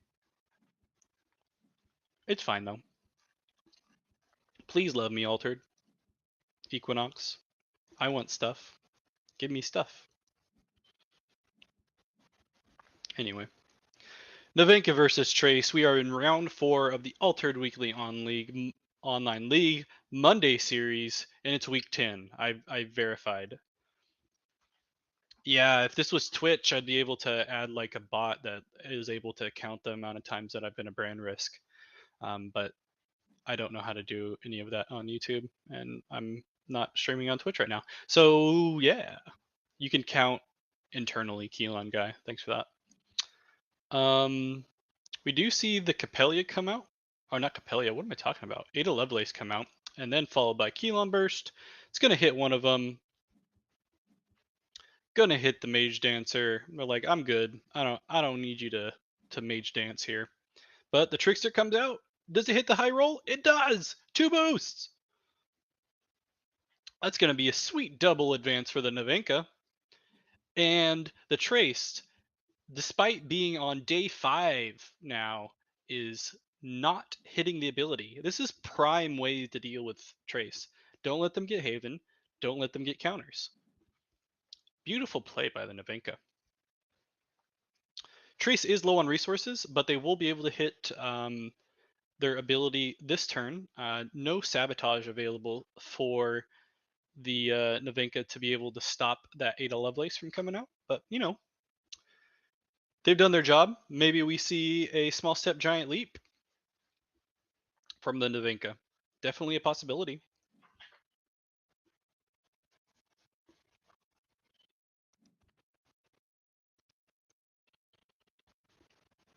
For everyone watching, also, we played it on stream earlier, but be sure to watch my teaser short that I have on my channel, Blue Oak TV. Um, I'll also be releasing the full video. Oh, they happen to have a Tanuki too. I forgot that that was a rare Tanuki down there too that does sabotage. Um, but that worked out for him. Potentially, Navenga just being able to wipe the board here with Trace. 4 mana left. Can play both cards in reserve unless Trace has a ability to sabotage here. But yeah, feel free to watch the teaser, Blue Oak TV. It's less than a minute long, but it teases the actual card. I promise it's not a bait like my last one. And I am doing the full video on Wednesday around the same time. I spent a lot of time on it. You better fucking like it. I censored myself there, but you better like it. Anyway, back to the game. Trace stacking one side, trying to prevent the advance here. We see the Tanuki come out, dice rolling for a sabotage, does not hit it. That would have been huge.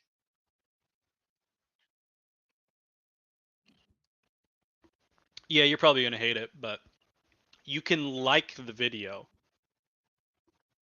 You don't. You can like the video. Ooh, only 1 boost on the Trickster tier too. They're trying to get as many boosts as possible, but it's gonna be the GG anyway. Fast play Navenka takes it against the Trace. Where's the hate button? Um, it's that big button that says subscribe. That's French for hate. So if you haven't done that already, go and hit that hate button. Anyway, GG's for everyone. Good job to the Navenka player taking it against the Trace. Let's go back here and see if we can watch another game. That one was pretty fast. We're still in round 4.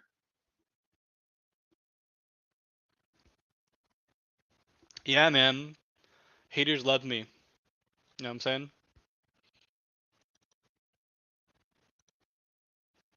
Any requests? Let's see here. I don't think we watched this game. It's table 4, maybe? Table 4, table 4. No alert for your sub, unsubbed. Honestly, I haven't even set up alerts on YouTube. I haven't set up anything as far as like actively streaming stuff for YouTube. I know it exists. It's just not as intuitive as Twitch, so I don't haven't done it. So enjoy that.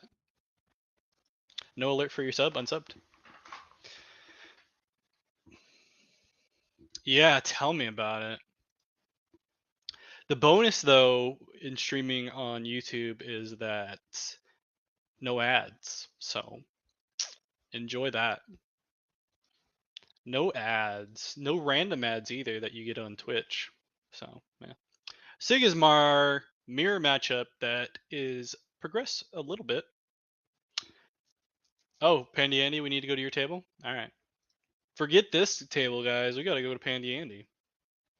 Who needs to see Sigismar mirror matchup anyway? Not us. That's for sure.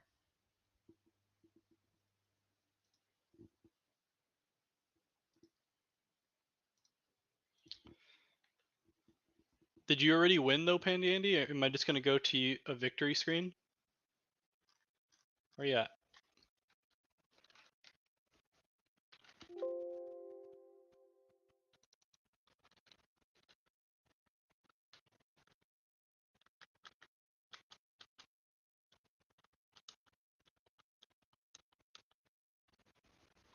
Nope.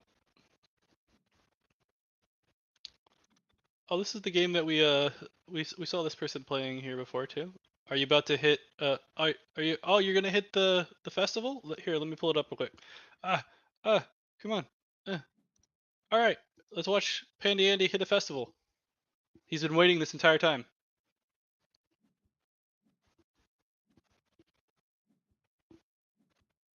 Oh, he gave you sleep?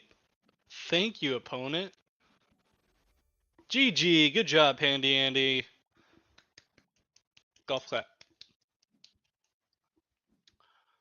All right, let's go back to another game now since we diverted everyone's attention to watch Pandy Andy win with the festival.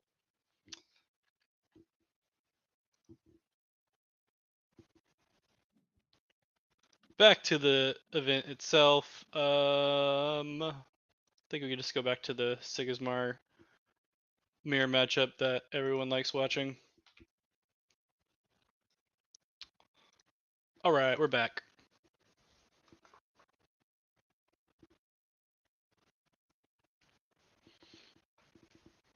All right, we got a Sigismar set up here. One is up by 2. Ooh, we see a common Paper Herald. Nice, nice. Ooh, get sabotaged. Off goes the Foundry mechanic. Top Sigismar is looking low on resources, even though that they are ahead. They're just going to go ahead and pass, potentially giving up a 2-0 here. Any card will do it here for this other Sigismar. They're going to use the Trooper. Interesting that they would use the Trooper. I might have wanted to save that 1 cost for later, and I would have just played the Baba Yaga, especially since green wouldn't have been as important. But maybe they want to save it for that companion side in the future. Either way, 2-0 will allow the tumult to go even here on day 6 coming up, I believe. Where are my escape tokens? What are you talking about, Zarp? What escape tokens? I don't know what you're talking about. Anyway, gotta love when the screen goes crazy. Do do do do do do do.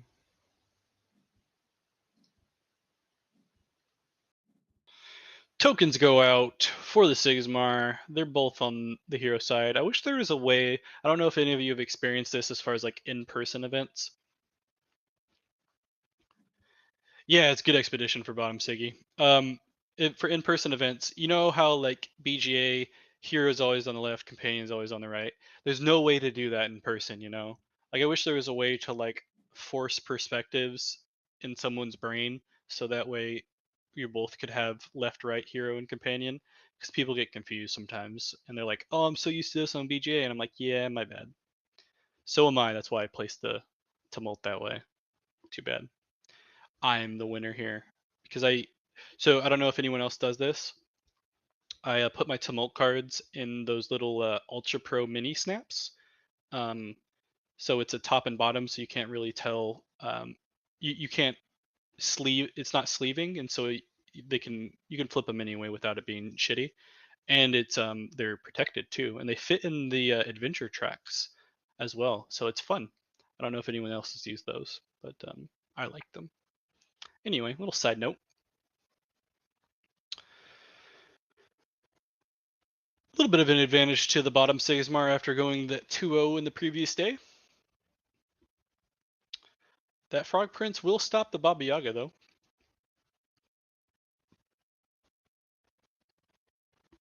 Interesting to see what they both have in hand. Don't know quite yet. 2 cards available for the top Sigismar, 3 for the bottom. As I drink, hear me gulp. Ah.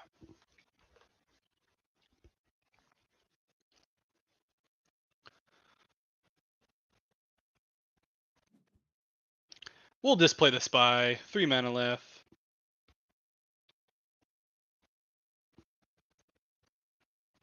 Oh, you're talking about the support ability just to get the additional token out? Yeah. Prevent a sabotage potentially, right? Not sure what they have in hand too. I have found myself playing some Paper Heralds recently in my decks, even the rare one on occasion instead of a Foundry mechanic. Um, because I have a unique that benefits from even tokens joining the expedition. So um, that's been fun. But yeah. Um, Teamwork training out. Just going to go ahead and remove the Spy. Top Sigismar probably looking to go 1-for-1 if possible. They do still have 3 mana with 1 card left in hand that they could definitely play.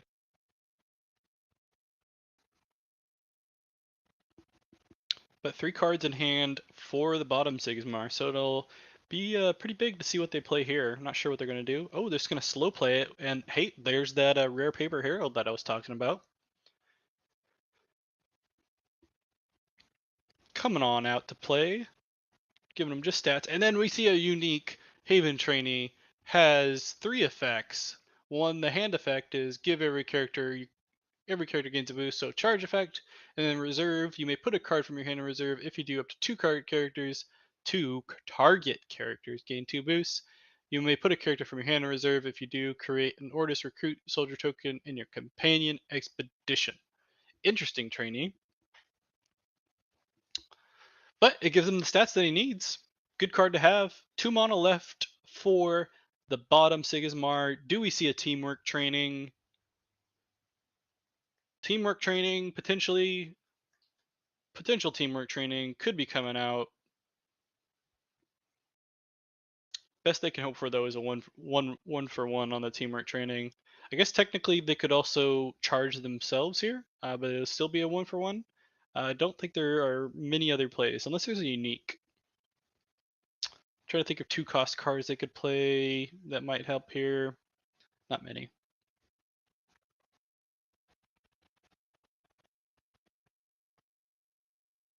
Seems like they had decisions though between the 2 cards. Given props to the unique being played. It's fun, unique. Just recently seeing some Haven trainees being posted in the Discord recently. They have fun like multi effects on the Haven trainees. A lot of the time, it doesn't feel good playing them for 4 costs from reserve, but still fun. I like them. It's a fun out of faction orders card. Yeah, and we'll see the teamwork training being played. I assume he's going to target one of the tokens to go 1-for-1.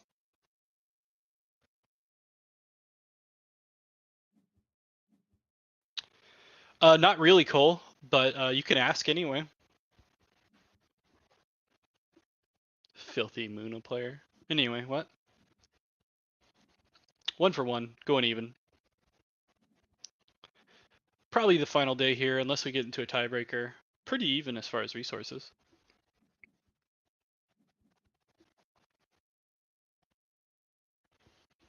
Might get in.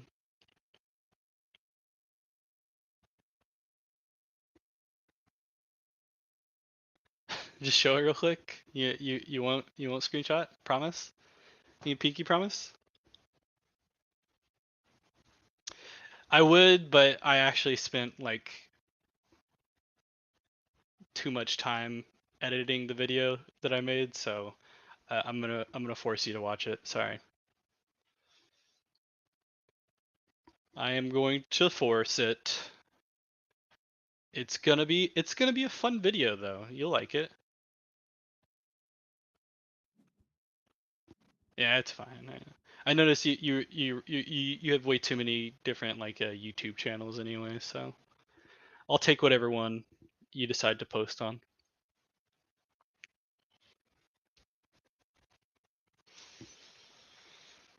Oh, but yeah, Wednesday we'll get to watch the reveal. It's I forget how long the video itself is. I think it's like maybe like 7 minutes long.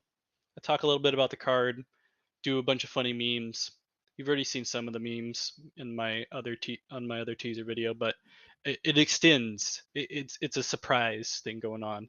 If you notice the little fun Easter eggs I do in there too, I'll give you a bonus point too. For all you stream watchers out there, if you notice the little fun Easter eggs, if you can do like a Where's Waldo of where I put myself into the video, um, I'll comment in the video and I'll send you a special prize. It's probably going to be a OP pack from season one. So if you haven't had a chance to get those, I have way too many extra, and this is a good way to win one.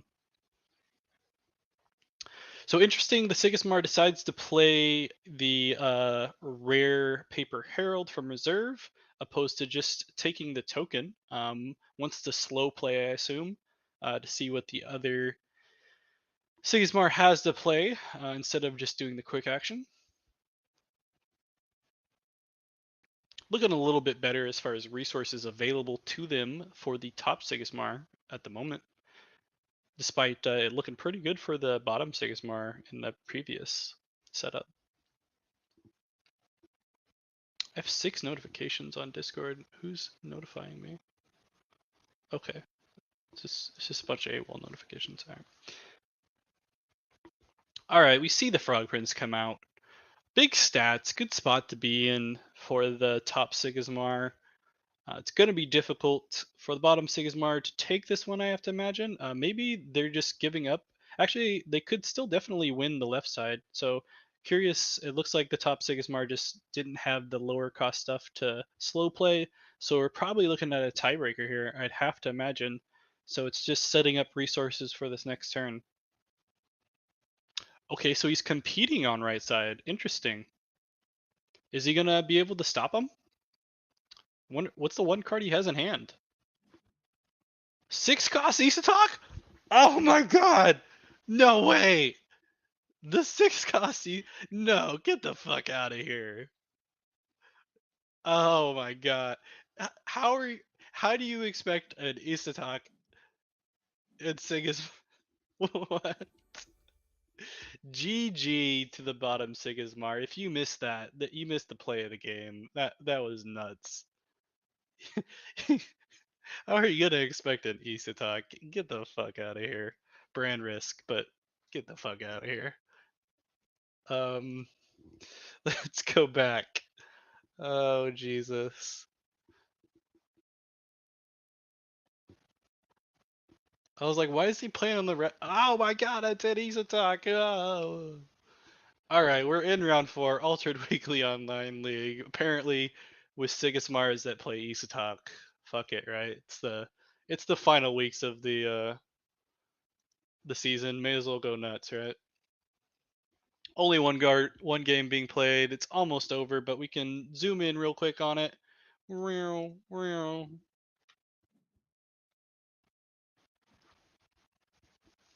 We see 2 different Hydrocenas out. One of them's asleep though, so it's going to allow the double advance from the Sigismar. It looks like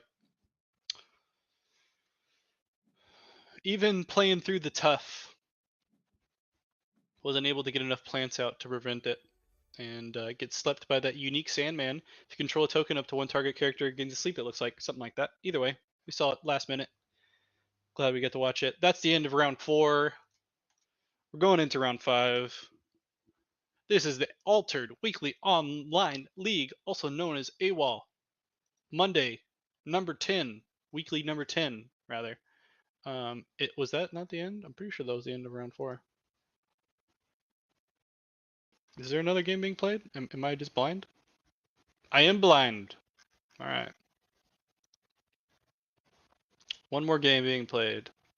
Yeah, we can turn it on. It is not advanced very far at all. So I guess we'll have a little bit more to watch unless we get time limited, which we have 10 minutes left, it looks like. So, Afanis versus Finn and Crowbar. You gotta knock a Kaibar player down? Freeloader, what's wrong with you, man? You gotta lift us up, not bring us down.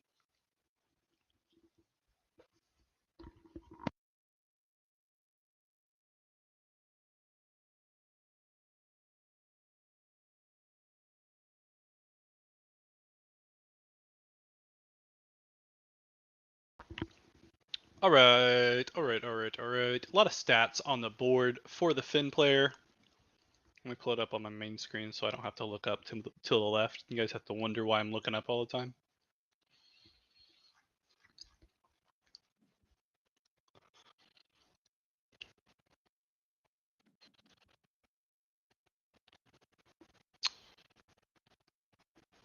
The Finn player does interestingly have a fun little avatar of little Pokemon reference. Looks like that's a Primeape taking Ash's hat. If you know anything, that Primeape was always up to taking Ash's hat. You know what I'm saying? Anyway, a lot of stats on the board. Still a lot of mana left to be played here. We do see the aloe vera come out. They're going to pay the 1 extra to anchor. Yes, they will. They have 2 mana left. Still in Twinkle Twinkle territory, potentially. Or even in Off You Go. I don't know if Finn players play Off You Go. I feel like that's a rare slot they probably don't want to give, but maybe I'm wrong.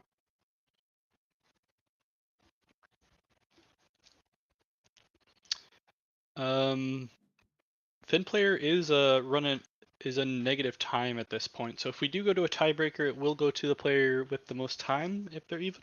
So interesting setup there. And they'll just go ahead and discard the Hatter, anchor the other aloe vera. Yes, they do. And pass. So they don't have a Twinkle Twinkle or anything else. We see a meditation training come out though. That'll stick that dancer out there as well. They will not advance on the companion side, but they'll be able to advance on the hero side while still giving the Finn a double advance. So after this day, we will be all even with both players only 2 advances away from taking it. And I imagine we may be in the scenario of who gets first player potentially to set up the small step giant leap play.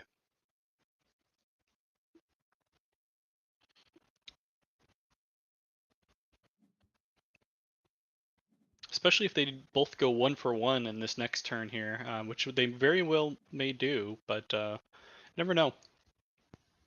Both players have a good amount of resources. Finn, of course, has to mana. Faunus decides to mana.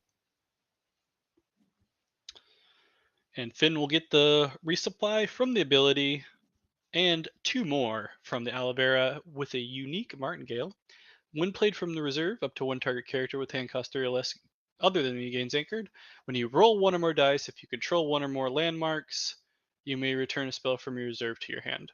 Okay, I don't imagine we're looking at a lot of stuff there, but a bunch of cards in the reserve for the Finn. And when you have that many cards, why not play in an Anansi, right? 7/7/7 Anansi for 3 costs. No big deal.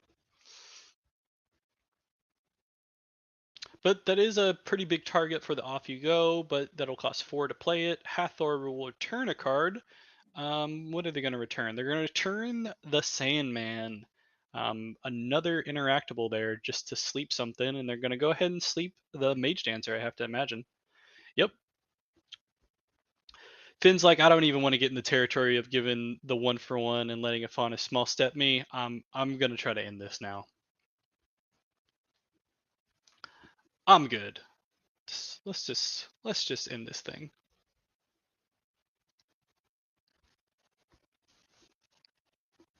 Faunus, only 3 cards left in hand. Not sure what they can do here. Um, Maybe their best option at this point is trying to win on the hero side, maybe. But gonna be difficult with that 8 water stat for the aloe vera. They're instead gonna opt to banishing gate that 7/7/7 Anansi. And time limit gets reached.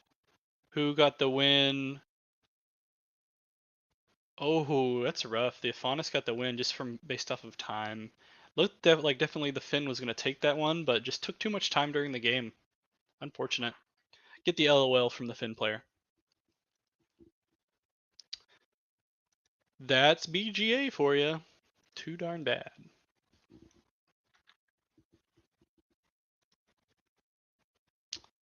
All right, that was the end of that round.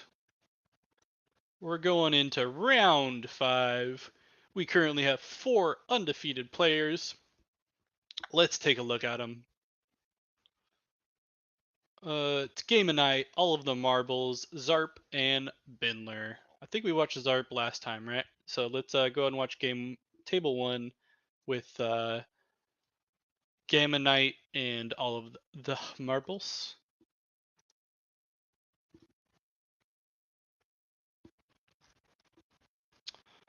Gamma Knight, all the marbles. Let's boot it up. I believe all of the marbles was playing Finn. Not sure. I don't remember what Gamma Knight was playing. Gamma's on Navenka? Sweet. We're going to have a Lyra matchup. Let me switch over here for all you lovely folks so you can watch the loading screen as well with me.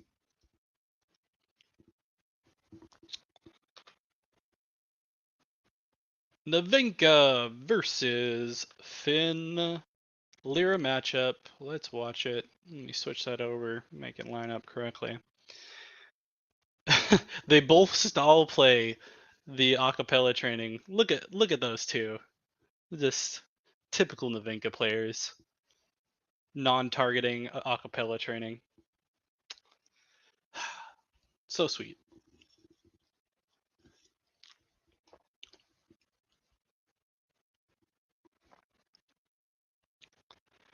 So we'll see what the Finn was trying to delay for. Yep, they're not going to compete with the Mage Dancer. A bit interesting if they decided to, and just just to make them roll. But now they don't have to roll, and they'll just take the free win. Would have also been interesting to see if they would have played the acapella training on the Mage Dancer and just forego the win. But now they can return that acapella training with the Inkcaster if they decide to. Which is always a good thing with Finn, because you're usually lacking a little bit of cards in hand, especially since you don't get to side your mana.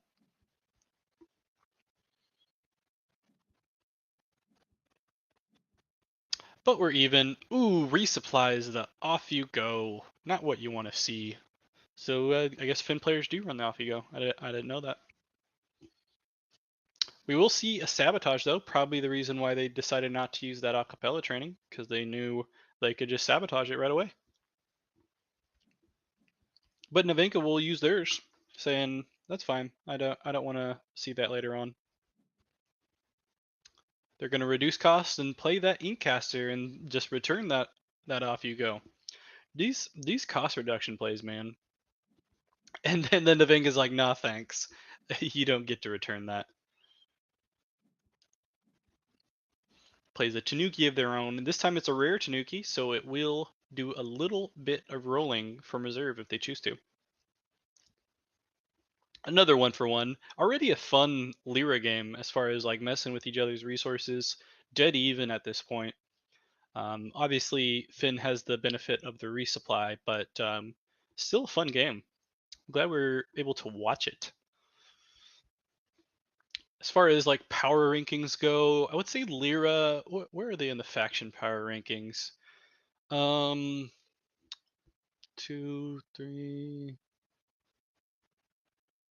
Hmm. Lyra probably at the moment.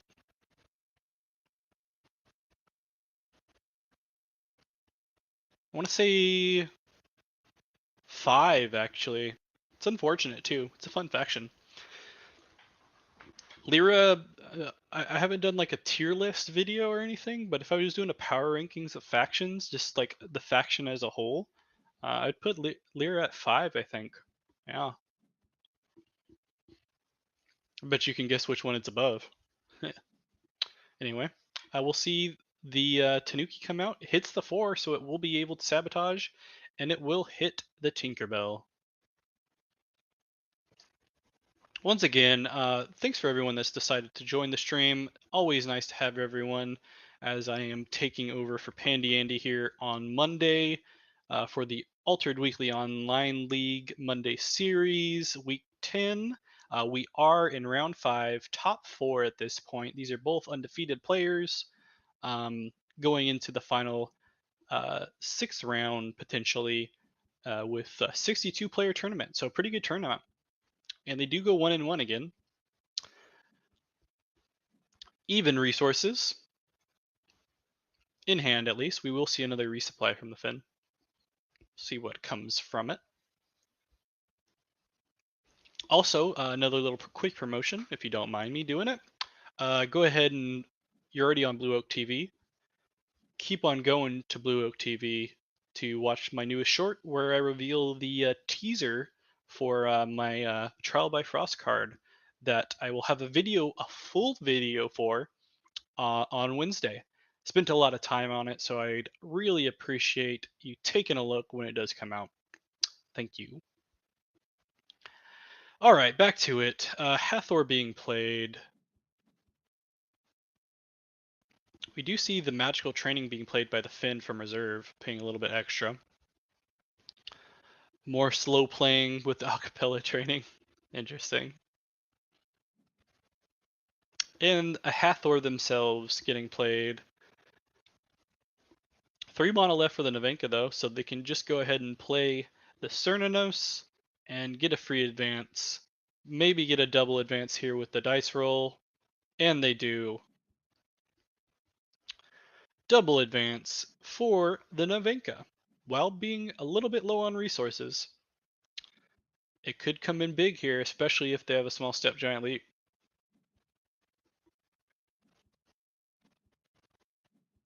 Overall, quick play though, um, between these Lyra heroes, or Lyra, whatever you want to call them. I don't know.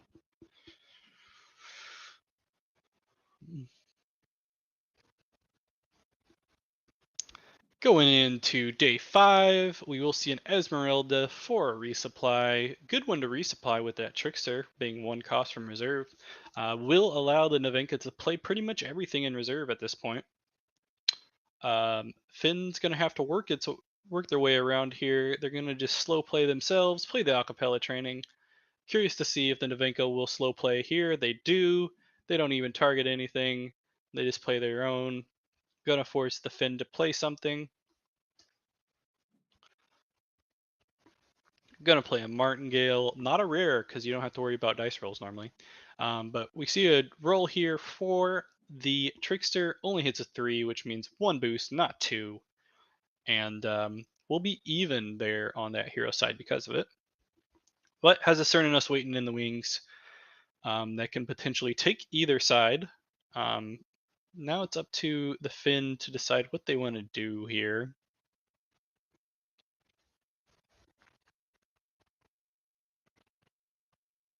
Looking to advance on at least one side for the Finn, but probably wants to slow play a little bit more too, if possible, in order to advance doubly here and try to beat that Cernunnos.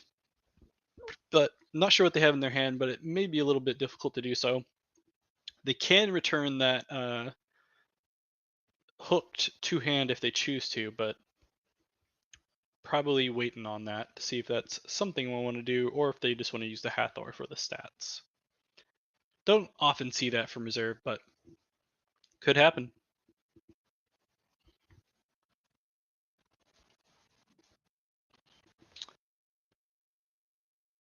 Uh-oh.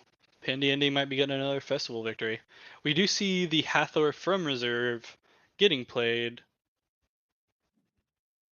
So we'll see the Cernanos come out to try to confirm that hero side.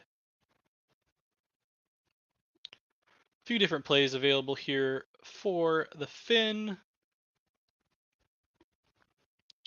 The question is, what will they do? And what do they have in their hand? They're gonna return the hooked. So what are they hooking? They're hooking. They're pulling the Cernanos over to the other side, and they're just gonna be happy for it with a 1-for-1, it seems like. And the Navenka is just gonna roll to potentially try to anchor, I assume. Boost doesn't really do anything for you. They get the boost.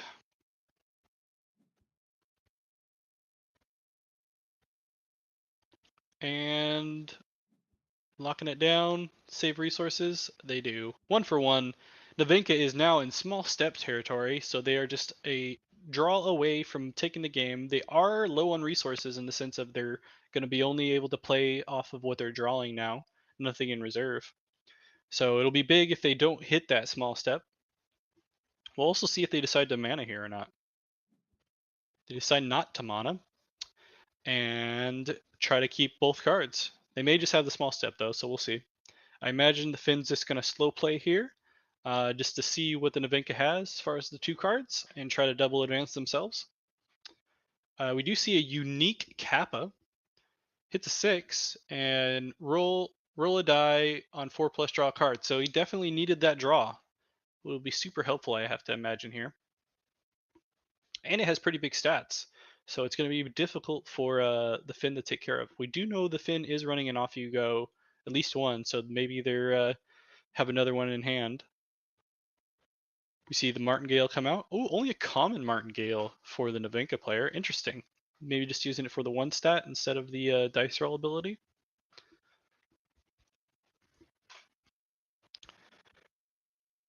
And acapella training comes out, which probably means that's a GG, I have to imagine. Not many stats left for the Finn player. They could still hook, I guess. Hook the Kappa. I'd have to take a look. Oh, a Thespian comes out, and that's just too many stats, I think. And yeah, they're just gonna pass. Take the L. Navenka plays a little too fast and takes the win. GG's. Fun Lyra matchup. Glad we were able to watch it. And let's go back. And since that game was fairly quick, we could probably catch another game.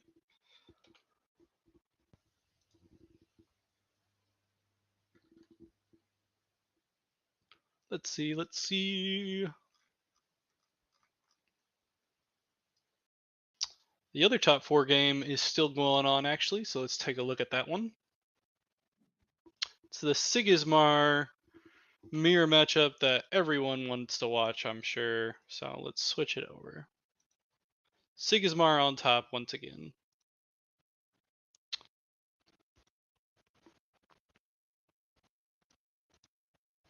Fairly even, resources wise as well. Maybe 1 card difference. Full mana though, so we'll see how this day turns out. Either way, we're looking at a Navenka versus a Sigismar in the final round to determine the Altered Weekly Online League Monday Week 10 champion. So go Navenka pretty much, right? Nah, I like Sigismar too. It just Sigismar wins a lot now, it seems like.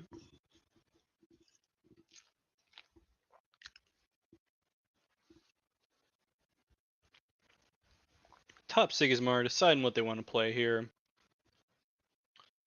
Plenty of mana left, plenty of cards in hand, a lot of decisions. Currently up 1 on the Tumult. Binler we've gotten to see play a little bit, Zarp as well. both quite good players in that 400 elo range that usually marks at least a somewhat decent player, unless your name is Cole, in which case, you're the best player with only 100 mana. I mean, 100 mana. 100 elo, rather. Imagine getting 100 mana. Technically possible, but why would the game last that long? Unless everyone just kept on passing, I guess. I guess technically you could stall out and category to it, but I mean, you couldn't get 100 mana, right? Because you only have 40 cards in your deck. Why am I dumb? Anyway. Well, I guess you could have more cards in your deck, right? You don't have to have 40. Or 39, rather. Just have a 100 and some plus card deck and try to win. Anyway, we see the Attorney come out. A popular add to Sigismar decks these days.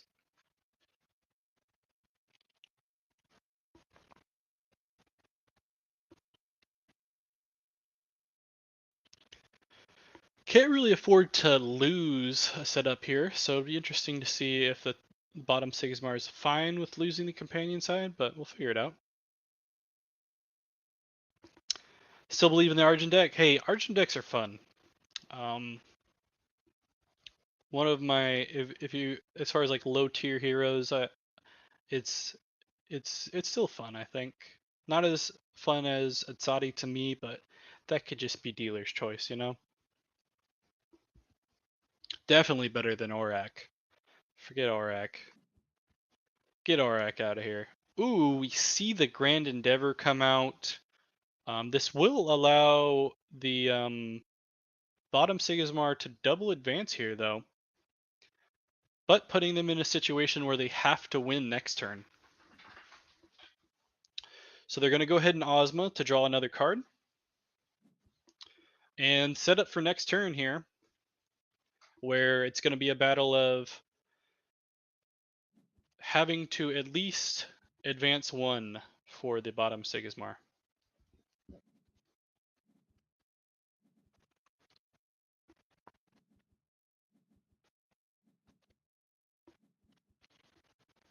If they can advance one, I mean, technically they could even let their opponent advance two, because the Grand Endeavor doesn't trigger until noon, so it really wouldn't matter for a tiebreaker. But interesting setup here. As far as the choice from the Sigismar just to give up the 2-0 for the idea of like, hey, I feel like I can stop them from advancing on the next day.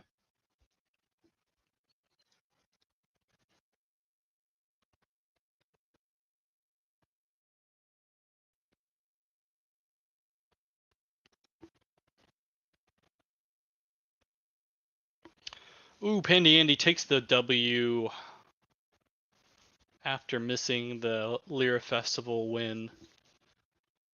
What record are you at now then, Pandy Andy?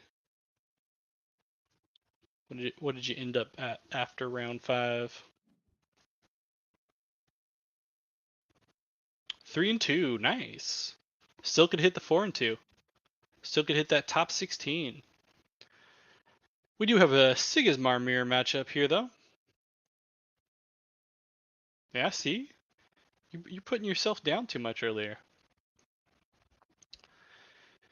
Bottom Sigismar does need to advance to at least go to a tiebreaker. And take it. Cannot afford to not advance and just go 0 for 0 because the other Sigismar will win it with Grand Endeavor. So we'll see how it turns out. Fun game though to see be this even, and Grand Endeavor may matter, may not matter. We don't know yet. Could just be a tiebreaker. I feel like advancing and doing stuff in tiebreaker should do stuff at some point. Maybe like with Sakurabu, I've always been a thing of like you can knock off the companion or hero expedition token so they don't get any stats from that. That would be fun. Or if you advance into your opponent's expedition, you can actually get stats for playing in their expedition too. Nah, it gets too complicated, but still could be fun. You never know. Top Sigismar only has 3 cards in hand at this point. I think a lot of people are waiting out on this one to see how it's going to turn out. Probably coming into the last game here for round 5. We are in round 5 for the Altered Weekly Online League, week 10 for the Monday series. Coming up on the end of the final setup here for the season 1 setup for Altered Weekly Online League. Obviously a pretty long one. It's been going the entire season, and we'll get something set up for the final invitational. Haven't decided yet if I'm going to play or cast, or maybe both. I don't know. We'll see. We do see a lot of one cost being played by the Sigismars here, slow playing each other, trying to figure out how they're going to win. Back and forth, back and forth. I gotta imagine they're running low on one cost potentially at this point. Maybe not. There's a lot of one costs in Sigismar.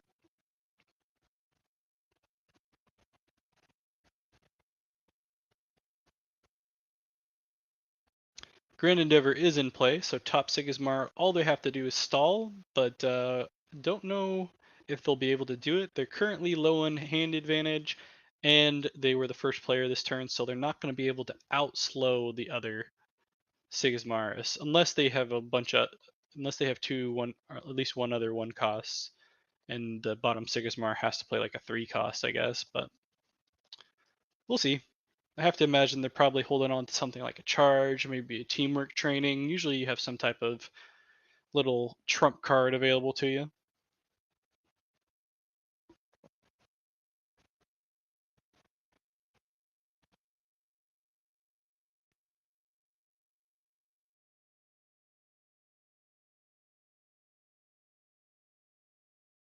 Still waiting on the top. Sigismar has to pick between 2 cards. I'm trying to figure out what the decision will be. I'm not. Like I said, I think they probably have some type of removal, which means they probably have one other character that they can play. Maybe I'm wrong though. I don't know. It's hard to tell. Either way, they're taking their time. Still plenty of time left on the game clock though, so they can do that. Doesn't look like we'll be looking at a BGA deciding who wins situation like we did before. So I want to thank everyone that decided to show up to the stream last minute, covering for Pandy Andy, who's deciding to work today instead. What a weirdo. But yeah, long decision here for the top Sigismar player with Zarp.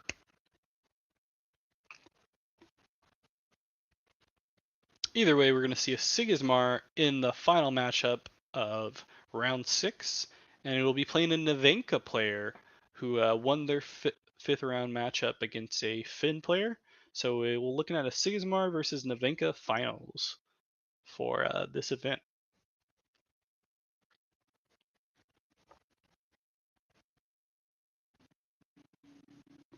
Still waiting on the top Sigismar. We are getting to the point of them being negative time. I'm trying to figure out why they're taking this much time. Maybe they're trying to do a lot of checking as far as like math is concerned on what the ideal play would be here. Yawn. Jesus, it's only in the afternoon, me.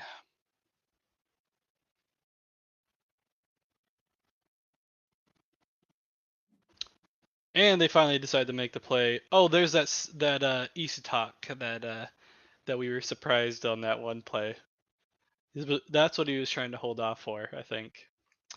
We do see a unique Kakoba come out. If you control 3 or more characters, create 2 Orders Recruit soldiers in my expedition, which will let them put themselves up on that side. And with the other side not mattering, they still have a charge, and that's a GG. Bottom Sigismar takes it, was able to get the advance before the Grand Endeavor gets into play. Um, so it makes sense with that top Sigismar playing the Ace Talk, Grand Endeavor kind of thing. It's a fun play. It worked that last setup, but doesn't work in this last matchup here of round 5. So we'll see Bindler take it and play the Nevenka in the finals of round 6. I believe that's the final round. Let's go ahead and go back and see.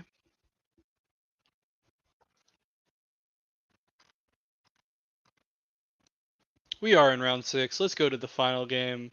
Gamma Knight versus Bindler. Navenka versus Sigismar. David versus Goliath.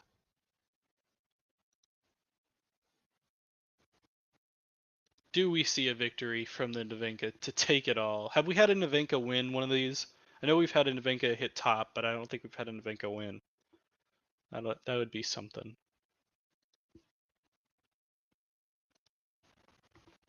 All right, let me switch over here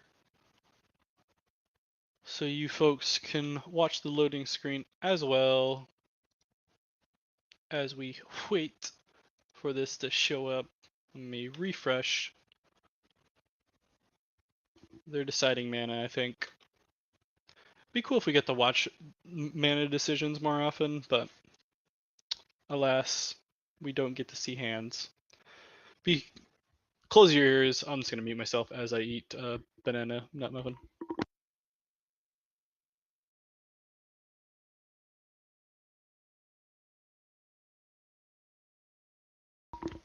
We're back,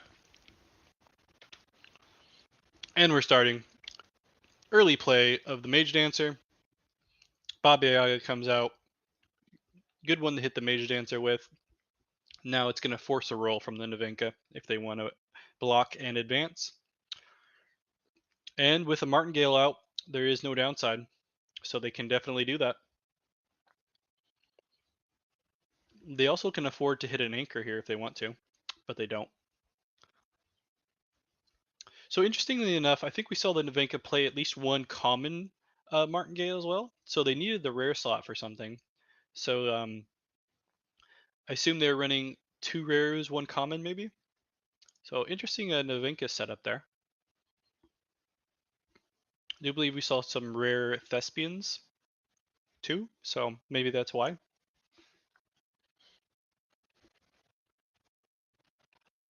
Either way, the 1-for-1 is definitely beneficial for the Sigismar. Getting some early card draw with the Baba Yaga, always a good turn 1 play, if you think about it. But they'll be playing first here. Let's see if they go with the Baba Yaga early, or they're just going to go ahead and play something from hand, potentially try to sabotage that one of the Martingales, either the Martingale or the Mage Dancer. Both are cheap cards, but they do just play the Yaga. So we might be looking at another situation of a 1-for-1 potentially. A little few options there for Navenka. Maybe a 2-cost teamwork training. Yep, there it is. Teamwork training going to take that Mage Dancer out. So we may be just looking at a Martingale role play or maybe something else from hand. Oh, another Mage Dancer. That'll be enough. Like I said, Martingale role play. If anyone wants to do a Martingale role play for one of the first big altered events, go for it. You got it here first. So essentially the same play that we probably would have saw, but just played with the other Mage Dancer from hand this time.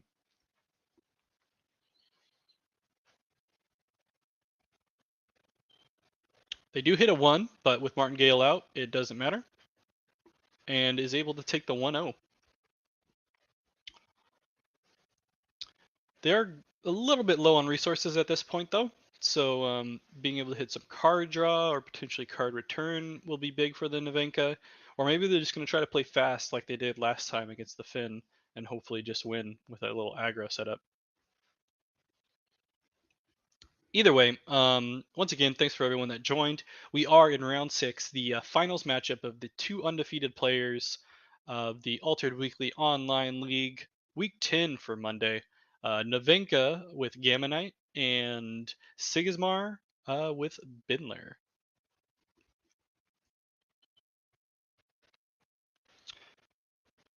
Bindler is not the Sigismar, I believe, that has been running in Isatok. Or was he? I don't remember. I thought was he the one that played the Isatok that one time? Either way, I know that previous Sigismar that he was playing against also had run an Ace of Talk, so I'll be curious to see if he's running one here. It's not a bad situation for like for a common though, especially if it can help you out in a random situation. Specifically with all the bureaucrats being played with Sigismar nowadays. But we do see the Mage Dancer come from reserve, and we'll see a Hathor being played by the Navenka. Good stat stick on the hero side, but 3 mana left still for the Sigismar to see what they can come with it.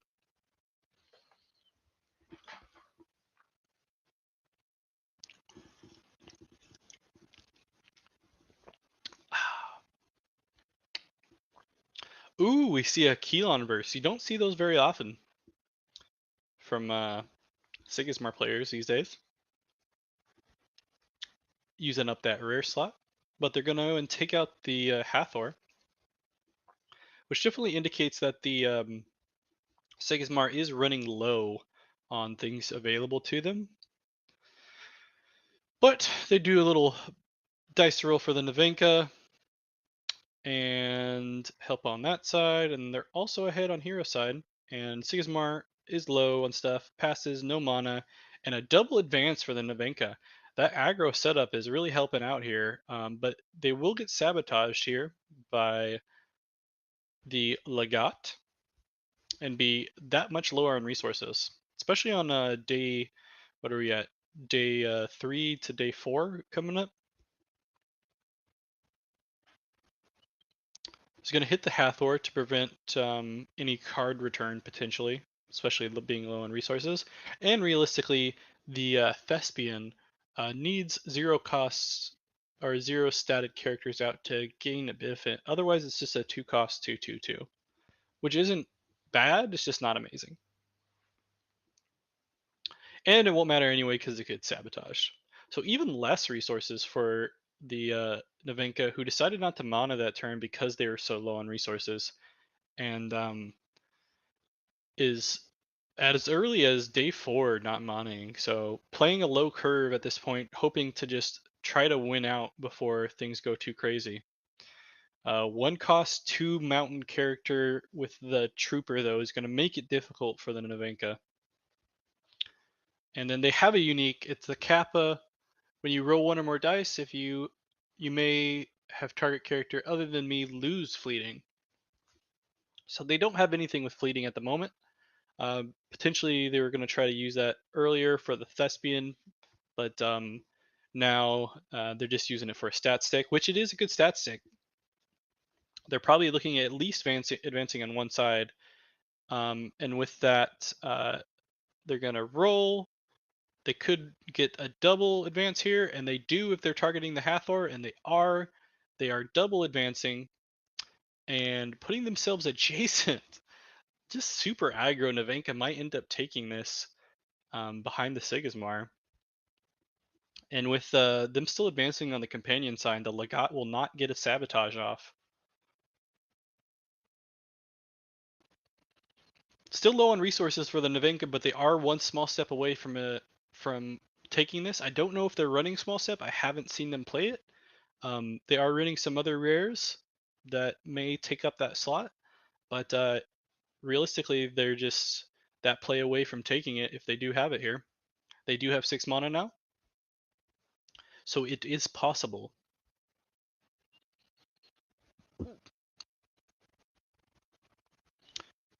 Card return, so we know it's not a small step. 2 cards in hand. We know what one of them is. We don't know the other. Are they just going to straight up play the Kappa to keep that last card a little bit more of a secret? We'll find out here shortly. Probably trying to decide if they want to play it on the companion side to try to block the Sigismar with the 5 stat, I believe it is in water for the Kappa. And I believe they only had 3 in green. Or play it on hero to try to advance on that side with the 5 stat in water. And just kind of like play for next turn. Because realistically, they can give up 2 2-0s here before having to be behind again. So they could really decide to reserve resources as much as possible, but Sigismar could see that come in and just play the minimum.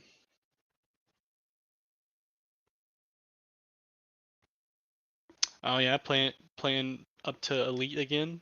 Yeah, all your trolling with weird decks didn't leave you in silver for too long, Keelan guy. So oh no, it's 4 stat in green. Okay, yeah, Gamma's done really well. I don't know if they're running a small step or not, but at this point it feels like they may just be better off trying to play for it, and they do have a Sandman that's going to interact there, but plenty of stat of mana left for the Sigmar. The question is, can they get up to 4 to block? They have 3 in reserve at the moment. What do they have in hand? And Cole, with his 7th YouTube account, has joined the chat.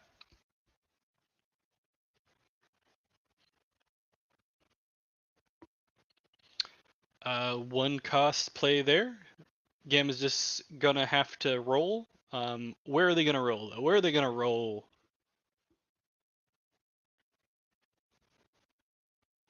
Where do they think they need the stats the most?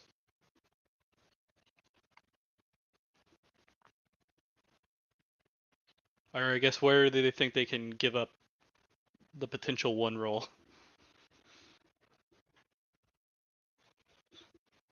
Decision. I mean, you have to roll here, right? Or do you play it safe and not roll?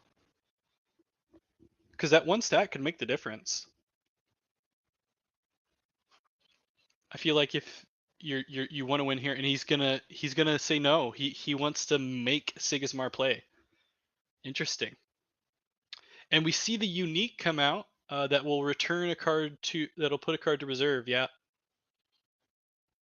So if you control 4 more characters, send a card to reserve, and from reserve it does the Anubis effect pretty much. So it'll keep Sigismar alive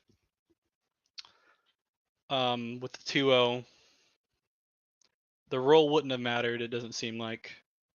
So either way, we're going into another round. Maybe Gamma's going to be able to hit the small step that I don't know if they have or not. But at the least this point, the resources are fairly even. Interestingly enough, Sigismar decides not to mana, wants to keep everything in hand. And Gamma decides to mana. I believe if Gamma takes this, this will be the first Navenka to win the whole thing. I'm not sure though, if I remember correctly. But we do see a unique Paper Herald. If you control 3 or more characters, create an Orders Recruit. In your hero expedition, if you control a token, create Orders Recruit in my expedition. So it kind of activates itself. Guaranteed 2 recruits plus the 101 stat. So 2 costs for 323 technically, so not too bad. Especially if they have a what you would call it, a charge available or a unique that gives charge, which I'm pretty sure they do. They had that Kakoba before that was able to charge, I believe, or no, that just created a bunch of tokens. Either way, a lot of stats potentially on the board here. Gonna go ahead and sabotage with the Tanuki, hitting the Spy. Basically forcing the Sigismar to play what's in hand or play what they have in reserve. Only 1 card left here, available to be played for both players, it looks like, actually, with only 4 mana left for the Navenka player, but there is a lot of stats on that Kappa. So the Anubis can be played, but it will only sacrifice the Tanuki. And Bindler's calling the GG. He can see the writing on the wall.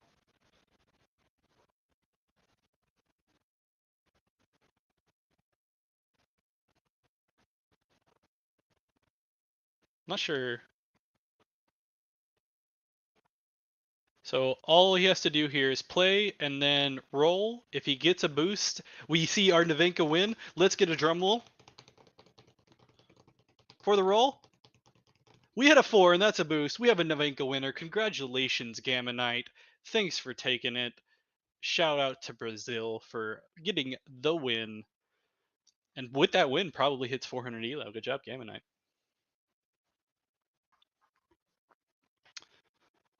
GG's. What a week 10. Glad I was able to stream it. Glad Pandy was at work. Just kidding. It would have been nice to have you here too. Um, but yeah, that is it. Did I have it off to the side the entire time? That would have been unfortunate. Either way, let's go here. See if we can catch another game before we end this thing.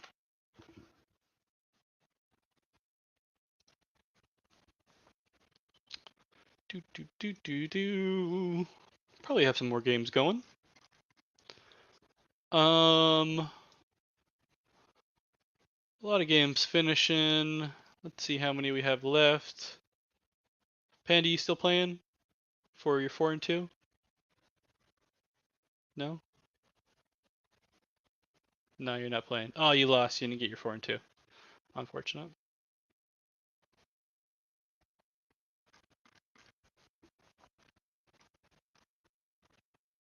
Well, let's just watch one of the folks not competing super high. This is table 23. The folks that may not have been winning a lot here, but are still giving things a shot and not quitting. So much respect to them. And let's switch it over. We do get a treat of a goal ring versus a Navenka. So at least we're here for something interesting to end off the match here. Goal ring is over 8 mana, so we'll be able to advance on token sides. So that's fun.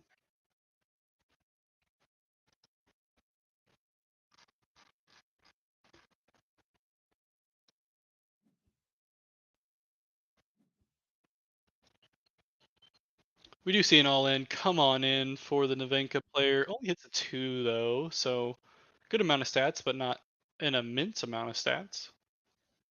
Still a lot of stuff to be played here.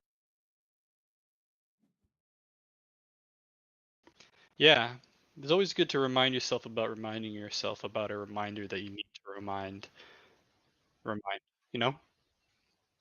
Stats being played just on the left side. That's enough there. I'm not sure what Navenka else has in the hand that can compete to not allow a double advance, but we'll see. Hello.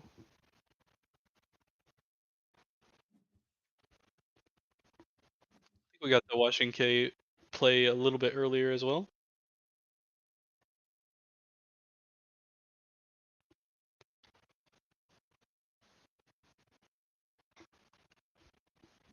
Nice. Always good to watch friends play.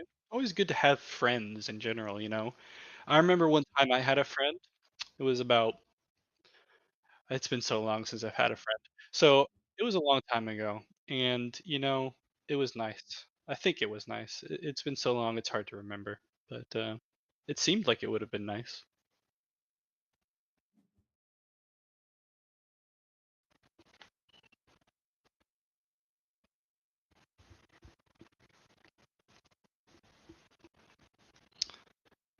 We do look at the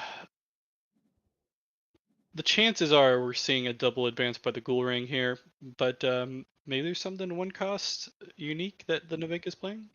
Nope.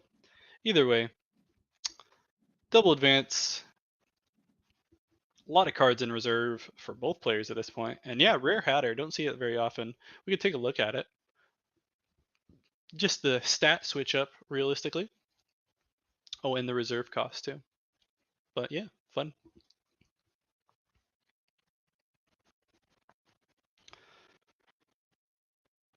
Novanka player will have to decide what they're getting rid of though. 3 cards in hand. 4. The goal ring player will be able to get a draw off the Ozma after a token gets generated. So looking pretty good for the goal ring, especially at 9 to 10 mana. Good times, good times. Yeah. This is the final round. This isn't the winners. We've watched them already. Um, But if you so choose, you can also go to my YouTube channel, which you are currently watching the stream on, to watch my latest teaser for Trial by Frost, the card that I have to reveal on this Wednesday. I just posted the last teaser that I'll do today, and yeah, it should be fun. Uh, Go check it out. We do see a sabotage hitting that Ozma, so one last draw. Um, we are in the Altered Weekly Online League. Probably the last match that we'll watch for the day. We did, although this isn't the same Navenka, we did see a Navenka take the tournament in the round 6, beating out a Sigismar player. Congratulations to Gamma Knight. I believe that is our first time we saw a Navenka take the whole thing. I may be wrong, but I'm pretty sure. Either way, big all in there, adding 5 stats to the Tanuki. That could probably get anchored too. A lot of stats on the board. Be interested to see if the goal ring is just like, all right, fine, I won't play anything now.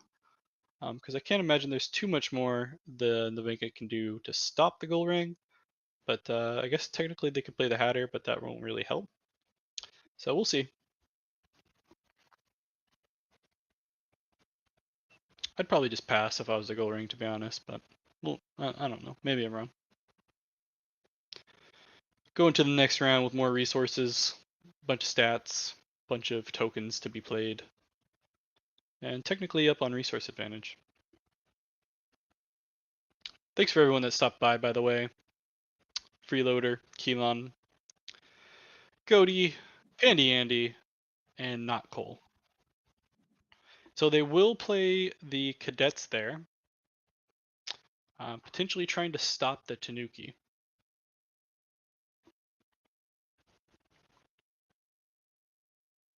Kind of force the play to be made, and so they do play the Hatter instead of anchoring the Tanuki, assuming that we do have something in hand here, and is the Gatekeeper, the rare Gatekeeper that'll produce 2 tokens. So it'll be at 9 stats.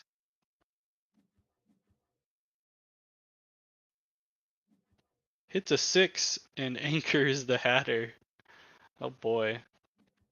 So that will get a 2-0 for the goal ring. Unfortunate for the Navenka player there.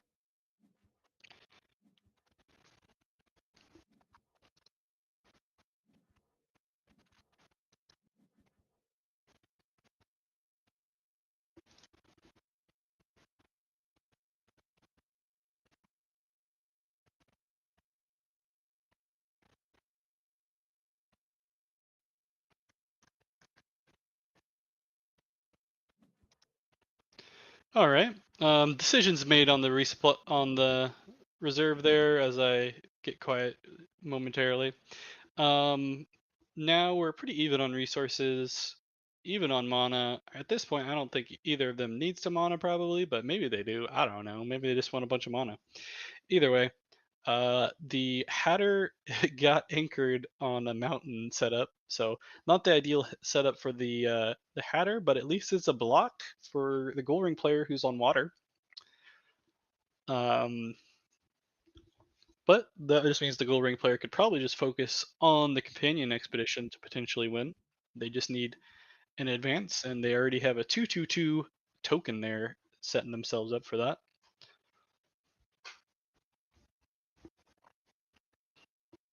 But Navenka can sabotage here with the Tanuki if they choose to.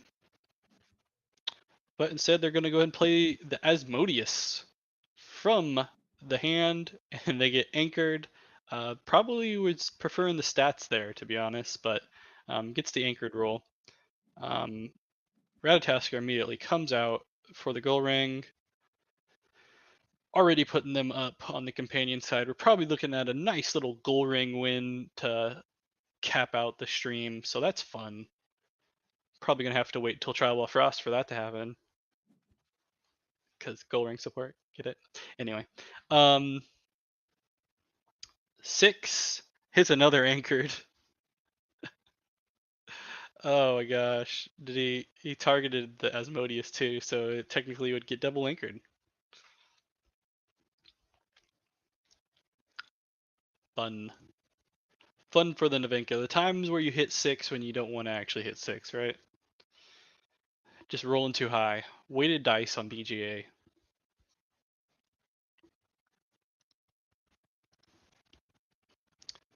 Navenka's taking their time now, kind of seeing the writing on the wall, if you will.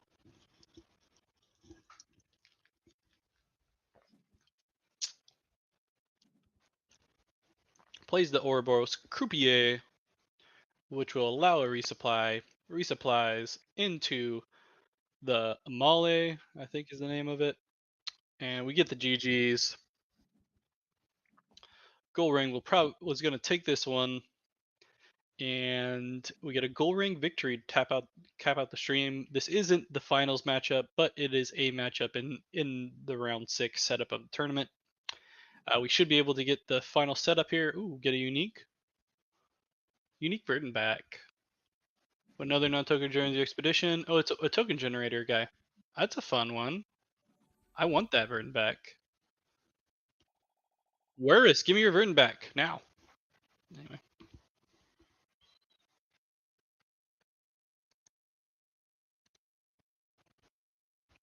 GG's there, folks. Let's take a look at what we got going here. See if there's any other games. Maybe not. Maybe we do. And look at the final results, maybe. No more rounds. We're in the finals here. So let's look at the final results. I'll full screen it for everybody. All right, final results. Congratulations to everyone.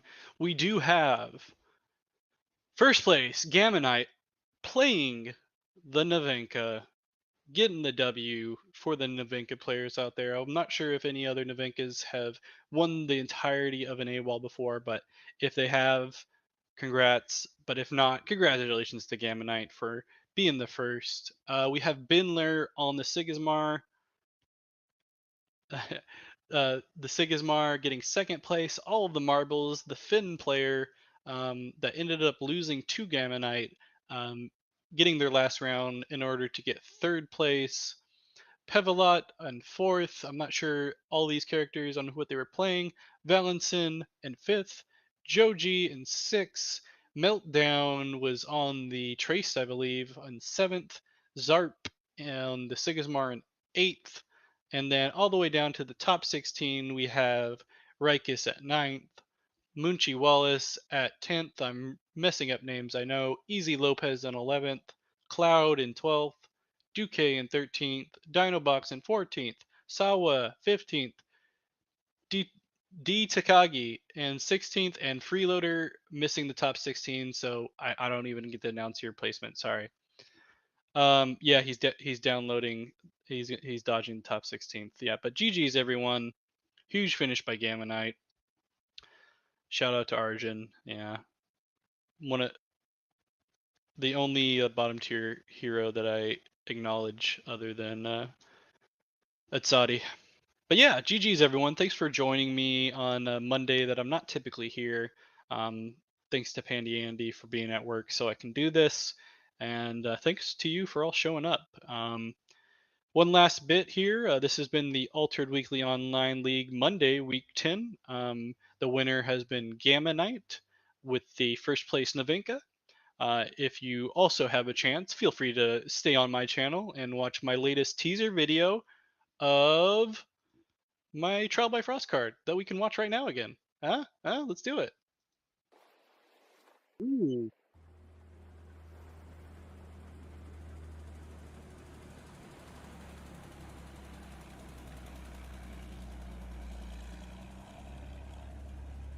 Oh, I wonder what that is flying up there. Could be something. Trial by Frost, I guess. Anyway, thanks for everyone for stopping by. This has been Blue, and I'll catch y'all later next time. Thanks for watching the stream. Bye.